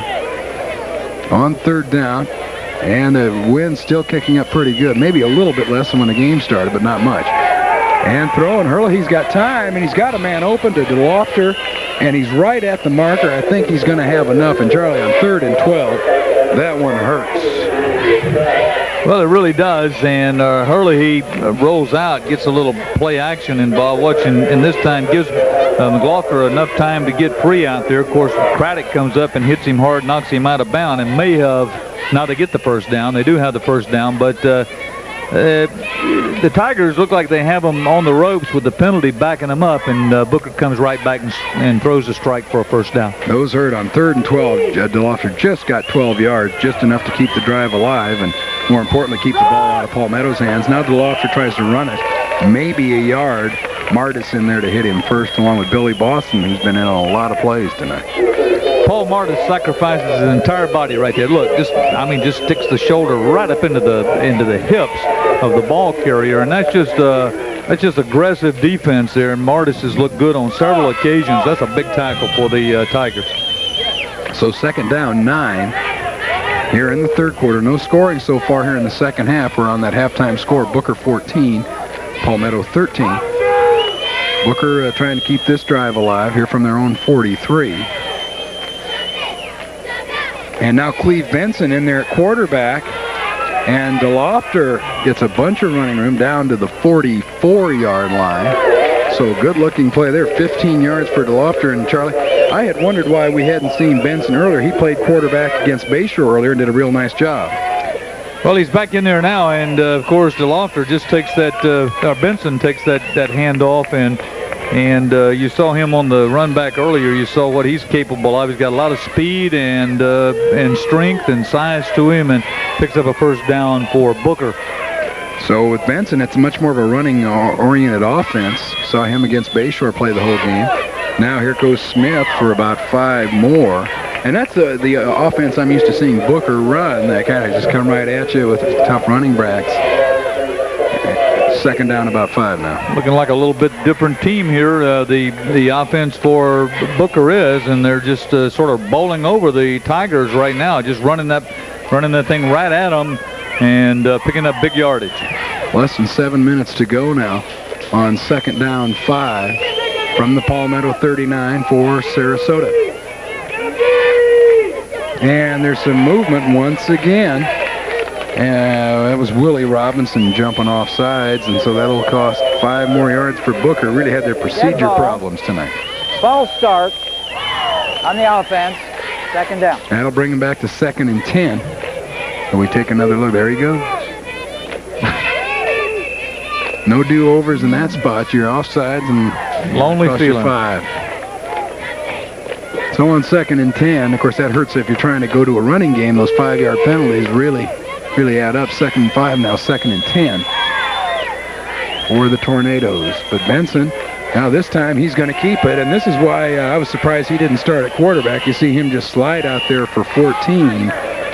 And Charlie, I guess maybe Booker already wrapping up the playoff spot, thought they could experiment and have a little fun, but you get Benson back in that quarterback spot, you get another great running back back there. Well, it seems that every time Booker is penalized, they come back with a big running play that nets a lot of yardage for him, and that's what Benson does here, picking up a first down right after the penalty. And they've bounced back as the Tigers have an injured player on the field. See the trainers there working on him, and looks like he maybe cramped up a little bit, but the Booker success attributable mostly to being able to bounce back after mistakes and after penalties and pick up first downs and keep their drives alive. And we don't want to guess at that Palmetto player down until we can see a number. Now it's Poole, Kenji Poole, and it does look like maybe it's just a cramp. We hope that's all it is. He's not able to put any weight on that left ankle, and we hope it's a cramp and not some kind of an ankle injury. But Poole, of course, for that big touchdown return, ran one back 85 yards in the first half, but Palmetto right back in it. We'll see if he can come back. Just outside the 30, first down for the Tornadoes, looking to go up by more here, increase on that 1-point lead. And they're not going to do it that time. Smith's going to lose a couple of yards, tries to run right off that right side, and Palmetto, to their credit, done a pretty good job of making it tough for Booker to run the football tonight. Tiger defense stiffening up there. You see a little bit of everybody getting up in there. See Gavin, he's underneath things right there. Billy Boston once again up in the heap, and they're drop them for a little bit of a loss, and they're looking at 7 and long, and I'm keeping an eye on Poole over here. Looks like they're working on that ankle. That'd be a serious loss to the Tigers' hopes here tonight. So on second down and about 12, Benson, and it's DeLofter finding some big room up the middle, and DeLofter's going to scoot on in for the touchdown. Nice 30-yard touchdown run, so that's going to make it tough for the Tigers to get back in this one, as DeLofter gives Booker a little breathing room with the 30-yard touchdown run. Well, the 5'11", 220-pound senior running back, Mark McLaughlin, shows you why Booker's so high as the rest of the conference is on him. He just takes that thing. He's a tough runner. He also plays linebacker on defense for Booker, and just a tough running back, and scores for Booker and puts them now on the board at 20-13, and they're trying for more with a point after. Wilmot will try to make it 21. The kick is up. They got the wind behind him, and it's good. So 21-13, Booker has taken the lead, Charlie, and I'll tell you, it's really a critical time now. We've got approximately 5 minutes left to go in our third quarter. Booker's jumped on top, 21-13. They've reinserted Cleve Benson in at quarterback. Remember, Benson ran an interception back for a touchdown back in the first half. And now the Tigers, trailing by 8, they've really got to make something happen on this offensive series right here. Well, they allowed Hurley to stay in the game, and he played better part of played the first half and at least part of this third quarter here tonight. But now they put Benson in there, and they look more like that team that we saw earlier this year against the Bayshore Bruins, where they can score fast, and they got a team that can drive right down the field, march right down the field, and stick it in. That's what they did with Benson back at quarterback. They're a different looking offense with him in there. Well, they really are. They don't have to rely on the pass so much. On a windy night like this, they can just tuck it under the arm and head forward. But now the Tigers need to get back in here. They're down by 8, still well within reach. They got to make something happen. Craddock will grab it at the 15. He's to the 25. And tries to make something happen. We'll get it out to about the 27. So Palmetto will start it from there, trailing 21-13. Remember, as we came in tonight, 4-4 for Booker, 3-0 in the conference as we take a look at Craddock, trying to find something on that kickoff return. Well, Craddock can't get just can't get to the outside because of the pursuit by Booker. But the good news for the Tigers as they start this drive is that they've demonstrated that they can score on Booker. They know they can. They know they can move the ball. If they can just go down without mistakes, without turning it over, without being penalized at key times, they have an opportunity of staying right with them. and trying to run it up the middle, but just no room. And the first man through there. Oh, that was Willingham for no gain. He's still hanging in there, bad ankle and all. Trying to see how long he can go.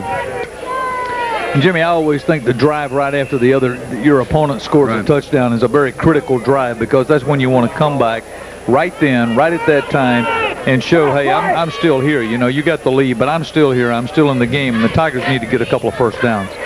Second down. Look out, Jason Johnson. Look out. He tried to jump, and that could shorten your lifespan. He gets caught in midair, and he's going to lose about 8. So Johnson just trying to make something happen. They're trying to scramble, and ill-timed jump. He's lucky he didn't get hurt on that play. He got up pretty slow.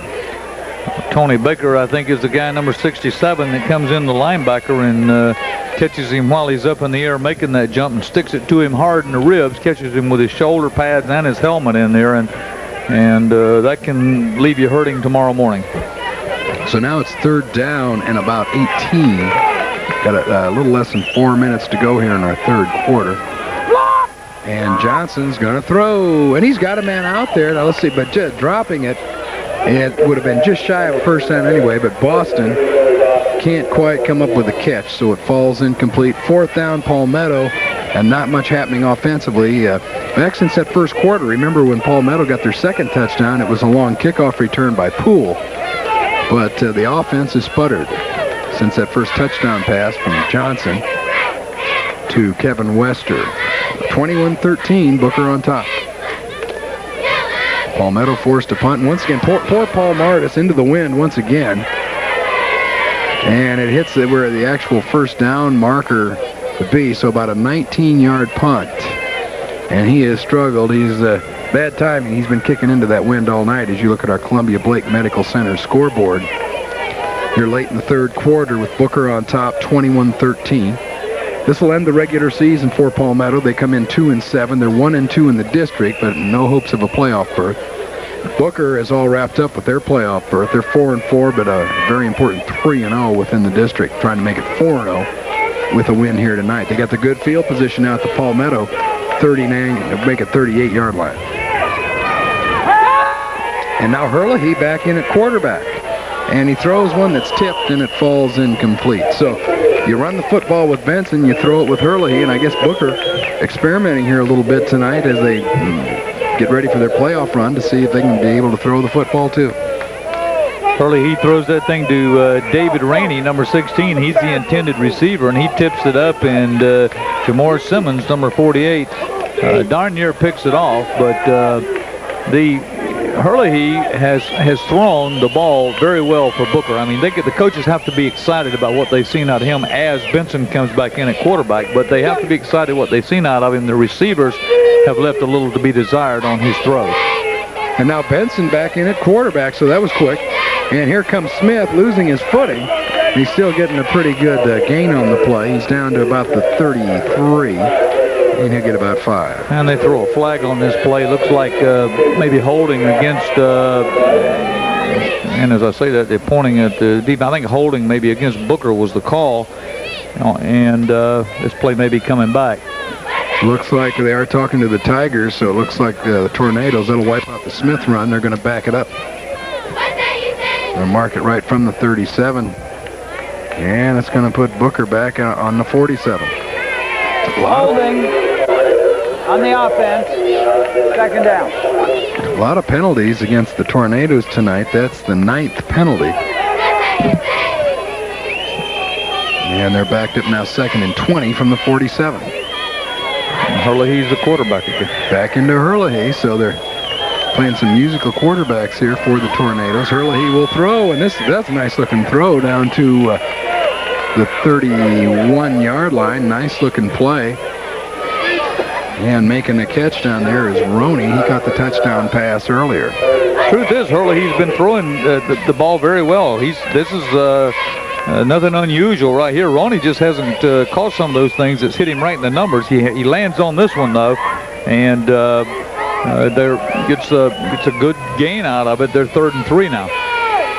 So 2nd and 20 becomes 3rd and 3. A nice 17-yard gain on the pass to Roney. Hurley in there on 3rd and 3. He's going to throw it again. He's going to try and go for 6. He's got nice broken up nicely down there. Jason Johnson, the quarterback, playing some free safety, breaks that one up. So 4th down for the Tornadoes. Less than 3 minutes here to go 3rd quarter. You look at that one on the replay. We see Jason Johnson down in there picking that thing up, and also I was looking for number 89. I thought he was down in there. I don't see him on the program anywhere, but a couple of defenders in there, and they're going to go for it on 4th and 3, Jimmy. 4th and 3 for the Booker Tornadoes. And keeping it is Cleve Benson. So they're switching those quarterbacks around. Benson gets about 7 and a 1st down. You can just see how strong of a runner Cleve Benson is. Another Booker 1st down. So it'll be 1st down. Booker trying to put this thing out of reach here as we wind down in the 3rd quarter. 1st down from the 23.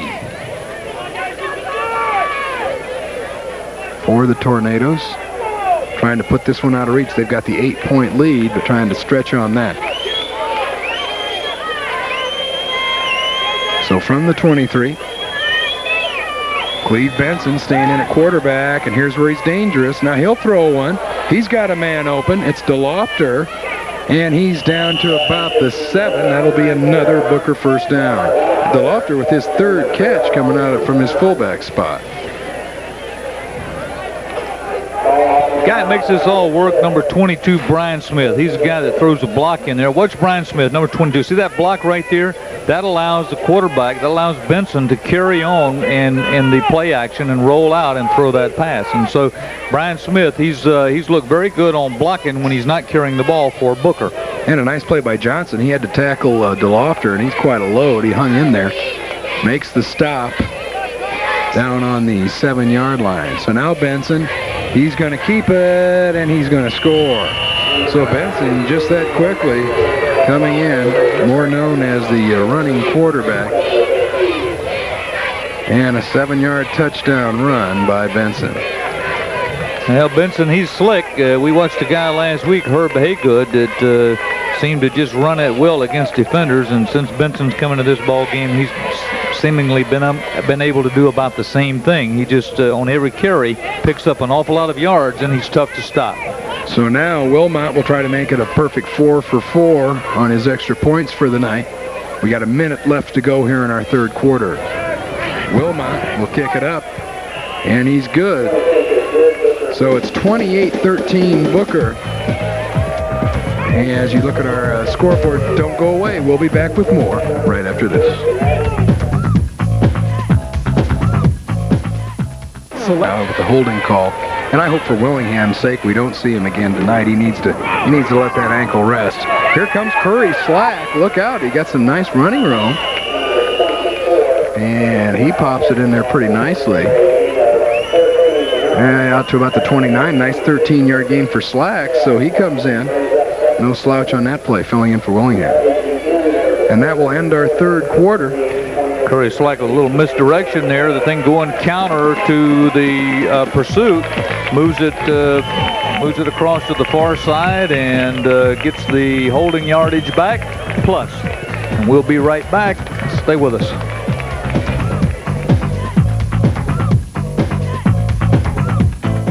I'll bring up as the pass falls incomplete. So that'll bring up 3rd down. Just underway here in the 4th quarter once again. We're having trouble with our clock, so we'll try and keep you posted as well as we can.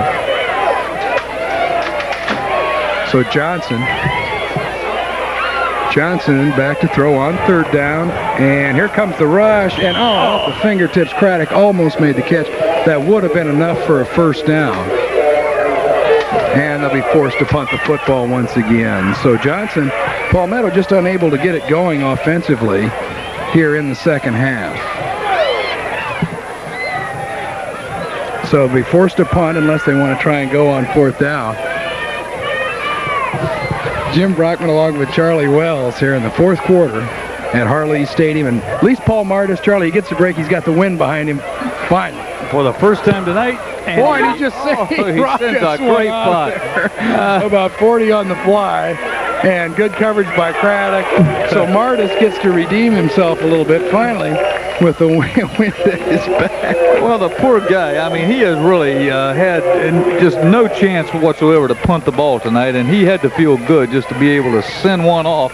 And this is a nice punt, and I'll tell you what's even nicer than the punt is the coverage down by Craddock. He gets in there and does a nice open field tackle, and so that Booker doesn't have good field position, and that's a little unusual here. They've had great field position throughout this quarter and most of the game. They're back at the 27 now, and Booker, finally Martis gets to boom one out of there. Look, here comes DeLofter. He gets about 4. And Charlie, we've seen Booker play twice now, and they're going to be playoff bound. But if you're talking about their offense, Hurley can throw the ball. I'm not putting him down, but they have some questionable receivers. This is a better football team with Benson in there and running that option play and grinding it out. They're a good running football team. I think the reason their receivers are probably not as good as they could be is because they're not used to catching the ball. I mean, Hurley, he's not in there. Probably Benson's in there most of the time, and they hadn't had that. He's only thrown 64 times all year, or Hurley he has, so they've run the ball quite a bit with Booker. And let's see now, Hurley he will try to throw, and that's almost picked off. Ironically there, Charlie, Hurley he gets hit as he throws. If he doesn't, probably would have been intercepted. That made the pass fall short. And Terrence Belvin almost short-hopped it, and it'll fall incomplete. Booker gambling a little bit here with trying to throw the ball down in their own territory, deep in their own territory, and almost make a mistake that would allow the Tigers to have great field position and try to get back in the game. Over early in the fourth quarter. And now Benson back in there at quarterback, and we've got a flag down. Now DeLofter doesn't make the catch. We got a flag down. We're going to have to see a lot going on in that play. We'll have to see how that gets ruled here. I got a holding. You're going to have holding again against Booker. Oh, it's actually they're playing against Palmetto. Well, the first time he called it, the first time. This way. Yes, that's right. He's got it against Booker. The referee's a little confused there. We have to make up our mind here. I mean, they could be holding on either team. I just want to know which one. Well, I can identify. I was watching the game a while ago, and I thought the defense was the offense. Kind of lost my concentration, and that's what he did right there. But it's holding against Booker. So that'll back it up. That'll be a 10-yard penalty, and we'll try it again. We forgive you. Forgive you, Mr. Official. Illegal use of hands on the offense. Third down. So we back it up. It'll be third down and a whole bunch now, about 23 for Booker. And Palmetto hanging in there trying to force a punt. And, of course, now remember, when the Tigers get the football here in the fourth quarter, they do have the wind at their backs. Should be a nice change of pace. Ask Paul Martis with that last punt. He's been kicking them 15, 20 yards against the wind. Got off a nice 40-yarder with the wind at his back. And now back in the shotgun. Playing, switching those quarterbacks. It's Hurley back in there now. And he's going to go deep. And almost picked off by Poole. But it falls incomplete. So forced to kick once again. Punted away will be the Booker Tornadoes. I'll tell you, Jimmy, Jarrett Wheeler, number 20, should have been flagged right here for offensive pass interference, because when he sees that ball is short, he turns right around. He grabs Kenji Poole and actually interferes with his ability to catch the ball. He's got his hands right in there, so he turns into a defender himself. And by all rights, I think that thing should have gone to should have been a offensive pass interference against Booker. But they're going to punt it, and Tigers should get pretty good field position, even though he gets a great punt. Boy, he gets one off into the wind. Tough go. Look out now. It's Craddock bobbles it, but I think he gets it back. And Charlie, there's the difference. You talk about that wind and the factor. Now Palmetto will start at the Booker 48 because Booker trying to fight that wind now. That's just by the way, the wind's still gusting, still blowing pretty hard, but that's a pretty good punt in the wind right there. And the Booker kicking game, I think, is probably at least since when they on this side of the field, they didn't have to punt that many times, but their kicking game has seemed to fare just a little bit better tonight. So from the 48, Palmetto with good field position. Now they trail by 15 with about 10 minutes to go here, fourth quarter. From the 48. And it's slack, but forget it. Well, he does fall forward for a couple of yards the hard way, but Tony Baker got in there to hit him first. And I don't see Willingham again here at this point, Charlie. They're still working on that ankle, and I think his season's going to end here in the regular season finale. Been fighting that ankle injury and went for a while on it tonight. You got to give him credit, but we'll take a look at Slack here again. Well, Slack just cutting right in there behind the center, Walters, for the Tigers, and picking up a yard or so. But they're taking the tape off of Willingham over there on the bench, and he's not going to be in there anymore tonight. And now Johnson back to throw. He rifles one, almost picked off. And I'll tell you what, Charlie, Craddock was turning around to make that play, but number 11, Juan Jones, if he makes that catch, he'd be scoring right about now. He had no one there if he makes that. Oh, check out the purple shoes. Yeah. I mean, really, those things are like bedroom slippers there. Look. Oh, really? You know, playing your slippers, that's a lot of confidence. This thing kind of floats there, that ball does, and Kenji Poole is out there to try to make the catch, but the ball kind of floats off of Jason Johnson's hands, and those are nice shoes. I like that. Getting a good look at them here. I'm kind of checking out those shoes. That doesn't look like he has cleats on him, but oh, look out, Jason Johnson. Oh, he gets away, but only for a while. The inevitable happens. He's going to be sacked for about a 10-yard loss, and Jason Johnson never really got a chance to get that pass off. And you look at one of Palmetto's frustrated offensive linemen, Chris Walters, number 50. Jason Johnson's been a magician all night, but not this time. He's you see big number 48 come in there, Maurice Jones, and then a whole host of Booker defenders coming in, Cole and everybody getting in on him, and he doesn't stand a chance. So back to punt. Martis once again with the luxury of the wind behind him. See what he can do here. Nice snap. And doesn't get it up very high to get that wind to give it a chance, but it's going to roll dead down inside the 30 at about the 28-yard line, so about a 30-yard punt. And Booker, we want to remind you, stay tuned for our DeSears post-game show following this. And Booker with the ball once again with about 9 minutes left to go. And I would be surprised if we don't see Booker kind of go to that rushing offense with their rushing quarterback, Benson, and try to kind of wind this thing down. They've got that 28-13 lead. And let's see who the quarterback is. It is Benson. And he's got Smith and DeLofter there behind him. So Benson with a couple of touchdowns, one on an interception return. He ran one in here in the second half as well. And Benson's going to do it himself. No, he's going to pitch it. And Smith loses some footing as he gets out to about the 37. He's going to be short of the first down, but Smith does pick up about 8 on the play. Booker throwing a very balanced offense at the Tigers tonight. See, they come to the option this time. Here's the pitch out. Smith takes the carries the ball and really loses his footing there. He picks up even more yardage. But Brian Smith, he's done a terrific job. They've thrown the ball. They've run out of the eye. They've run play action, and this time they run the option. So on second down, 2. Benson the quarterback, and we've got some motion, and that's one thing I'm sure Coach Leroy Riles want to talk to the Booker team about before they head in those playoffs. You can't going to jump off sides 6, 7, 8 times against the playoff caliber team is going to cost you. Ronnie Williams in there, number 14. He was lined up at tailback. Dead He's ball. the one that jumps Ball early. start. Offense. Second down. And the running back, he just goes a little bit early in motion there, and those are the kind. They have made a lot of mistakes. They've been heavily penalized here tonight. So you got 8 minutes now, approximately, here in the fourth quarter. Benson tosses one out there, complete, and look out, that's Roney heading down inside the Palmetto 40. So Roney with a good-looking play there for about 23 yards and another first down. That's his 4th catch of the night. Kenji Poole does a good job just hanging on here. He finally, look at this, he just gets Jersey. Watch him, for 15 yards, Kenji Poole hangs on and finally ends up making that tackle. And if he doesn't, I mean, it's another touchdown on the scoreboard.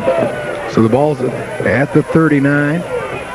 And we look at Willingham and Kevin Pasco. He was hurt tonight as well.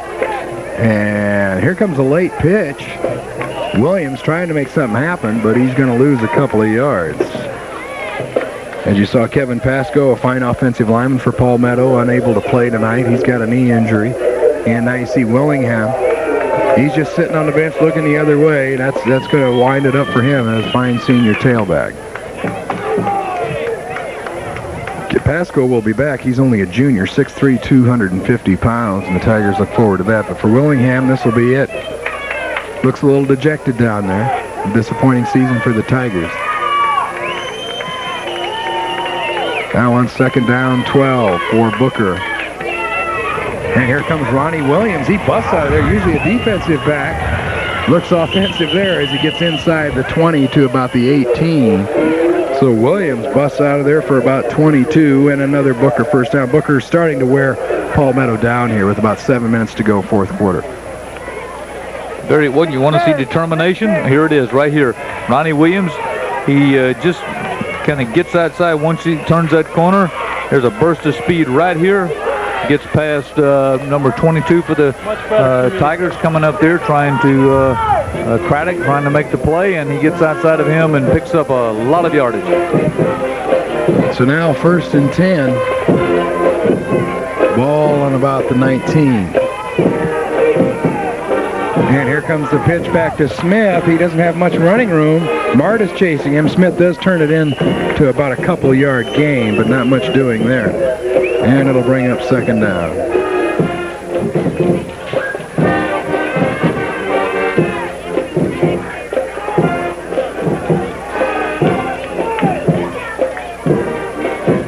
You know, Brian Smith's had a big game here tonight, but quite frankly comes in here with only 32 carries and 119 yards prior to tonight. So him in there for Henry, he's got to had the opportunity to show his stuff a little bit, and he's had a terrific game. And we certainly thank Domino's Pizza.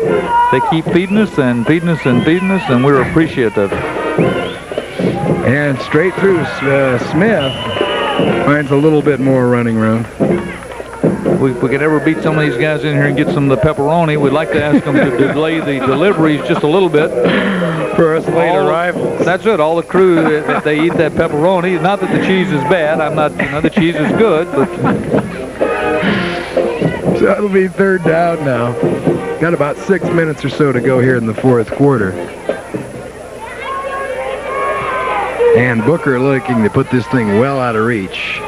28-13 lead, and they're threatening once again from the Palmetto 14. And DeLofter is not going to have the first down. He maybe gets a yard or so, but not much else. So looks like Booker will be looking at another 4th down situation. This kind of lead, I suppose you can go for the field goal or just go ahead and keep it on the ground, keep the clock moving. Let's see what they decide as we take another look here at DeLofter. Well, DeLofter is, you see the size of him, number 34. He's a big, tough running back, and but this time he's just unable to squeeze enough through. He weighs 220 pounds. He's a senior, 5'11". He looks taller than that to me. And it's 4th down now and about 6. Got to get that ball inside to about the 8-yard line to keep the drive alive for the Tornadoes. And they're going to go with DeLofter, and that'll do it. He powers down there to about the 2-yard line. So nice gain for DeLofter, another first down. Well, look at the legs. Now, what you see his legs, he never, they're never stop moving until finally somebody just latches on. But he's plowing right ahead, and he's a big, tough running back, and he's got him down right within just striking distance here on about the 1 or 2 yard line. So 1st and goal. We'll call it the 2. And Booker looking to score touchdown number 5 here tonight. And Smith will do just that, touchdown. So Smith with the touchdown run, and that will put it out of reach here at 34-13. As Smith with his first scoring run of the night. Brian Smith, in all probability, wouldn't have been into this game all game had Henry been playing, and here he is. He's had a good night, and he throws it in there for a score. And the way he's run tonight and the way he's played, he deserved to get a score. And now on to attempt is Wilmot. See if he can go 5 for 5 here. Now we got about 3 minutes left in this one. And the kick is up, and it's blocked, so the Tigers deny the extra point. 34-13. Don't go away. We'll have more right after this.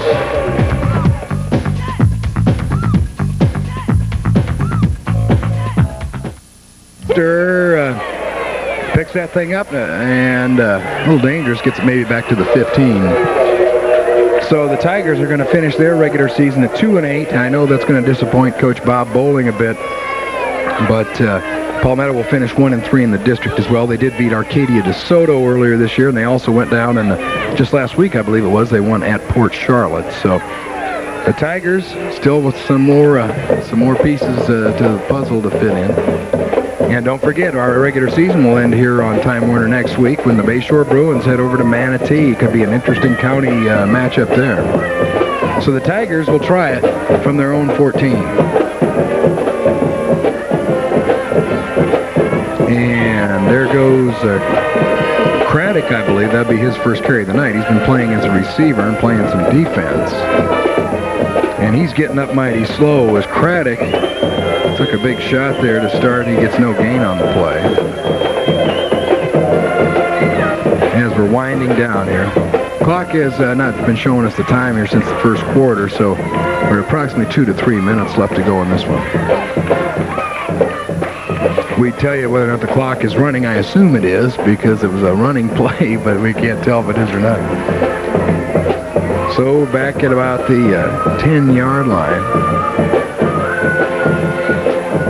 for the Tigers. Johnson staying in at quarterback. And throws one out there incomplete. Didn't seem to be a receiver in the area. So Johnson, with his share of troubles tonight, did throw the one touchdown pass.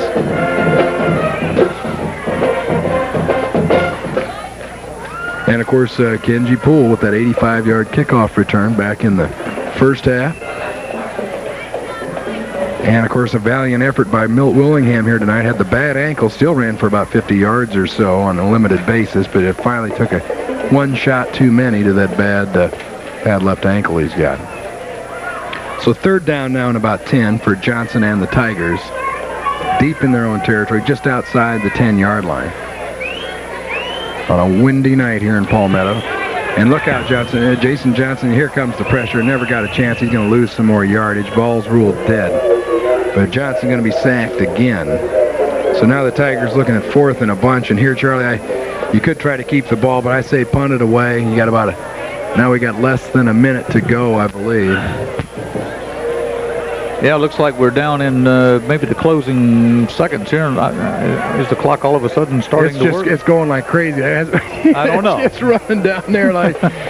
I'll tell you what, somehow we ended up in the vortex or some kind of time warp tonight, Charlie, because this game, all of a sudden now it was down to a minute. Now we're back up to 2 minutes.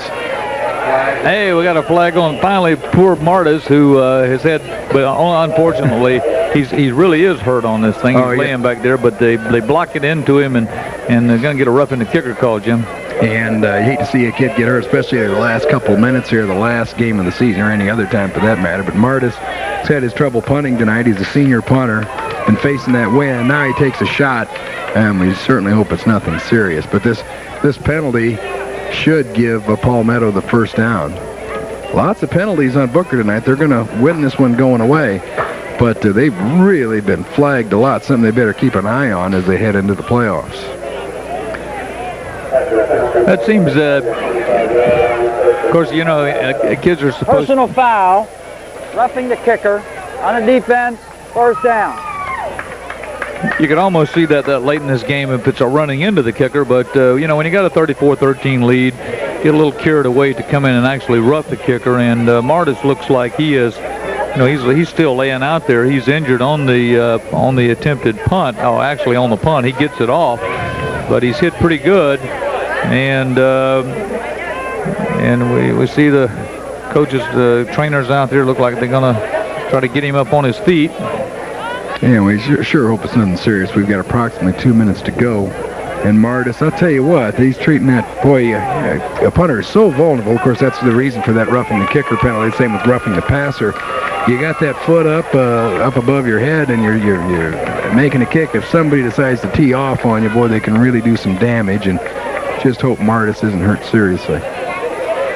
Really, with 2 minutes to go in the ball game and to get an injury like that, it's just it's really not understandable. The rush.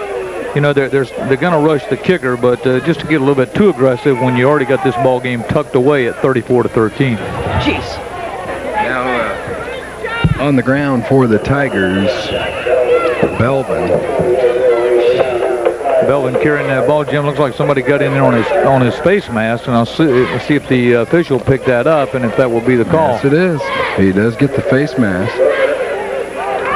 So yet another penalty against Booker. They're beyond that 100-yard mark in penalties, really racking them up, but they still on the right end of that scoreboard, 34-13. That'll give Palmetto another first Face down. mask on the defense, first down. And we got a new quarterback in there for the Tigers now. That's number 10, Greg Witt, a sophomore. And you see he's got a busted up couple of fingers there in his left hand. Right-handed quarterback, but it's going to be tough to take that snap, I would think. He fakes the handoff, and Witt's going to try and throw one. And he's got a man open in Wester. So about an 8-yard gain there for Witt. And Witt with an 8-yard pass play. Wester with his second catch of the night. J.J. Witt, I think this is Ron Witt's young son here, and you see he makes a good throw right into the hands of Wester and picks him up about 8 or 9 yards, and young Witt looking good on his first throw. Yeah, now we're down to about a minute to go as you see Witt completing that first pass. He's only a sophomore. He'll have plenty more days to play for the Tigers after this one. Oh, look out. Now he fumbles, he gets it back, and you got to wonder, I'm not going to blame him for that one, Charlie. He's got that big old cast on that left hand.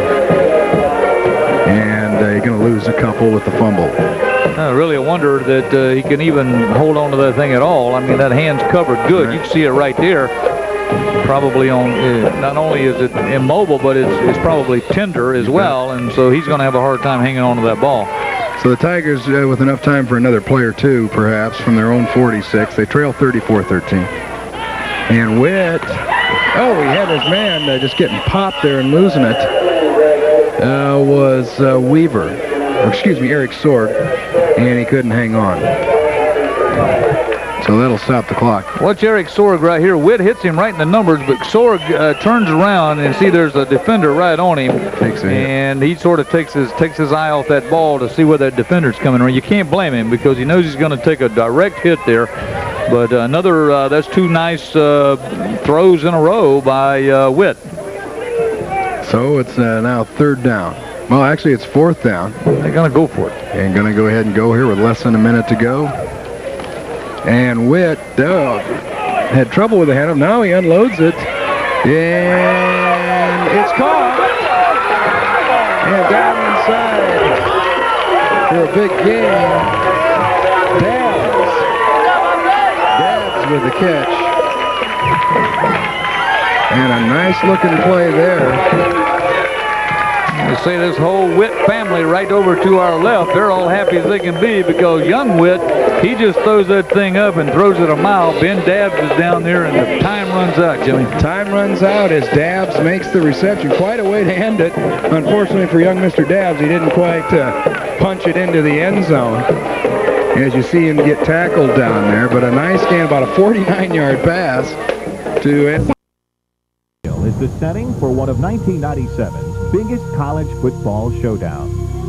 Since joining the ACC, fans across the country have been waiting for someone to step up and knock the mighty Seminoles off of their throne. This is supposed to be North Carolina's year to stake claim to being the best team in the Atlantic Coast Conference. But Florida State isn't so sure that they're ready to hand over their crown. Two dominating defenses, Two teams ranked in the top 5. To be the man, you have to beat the man. The number 2 Florida State Seminoles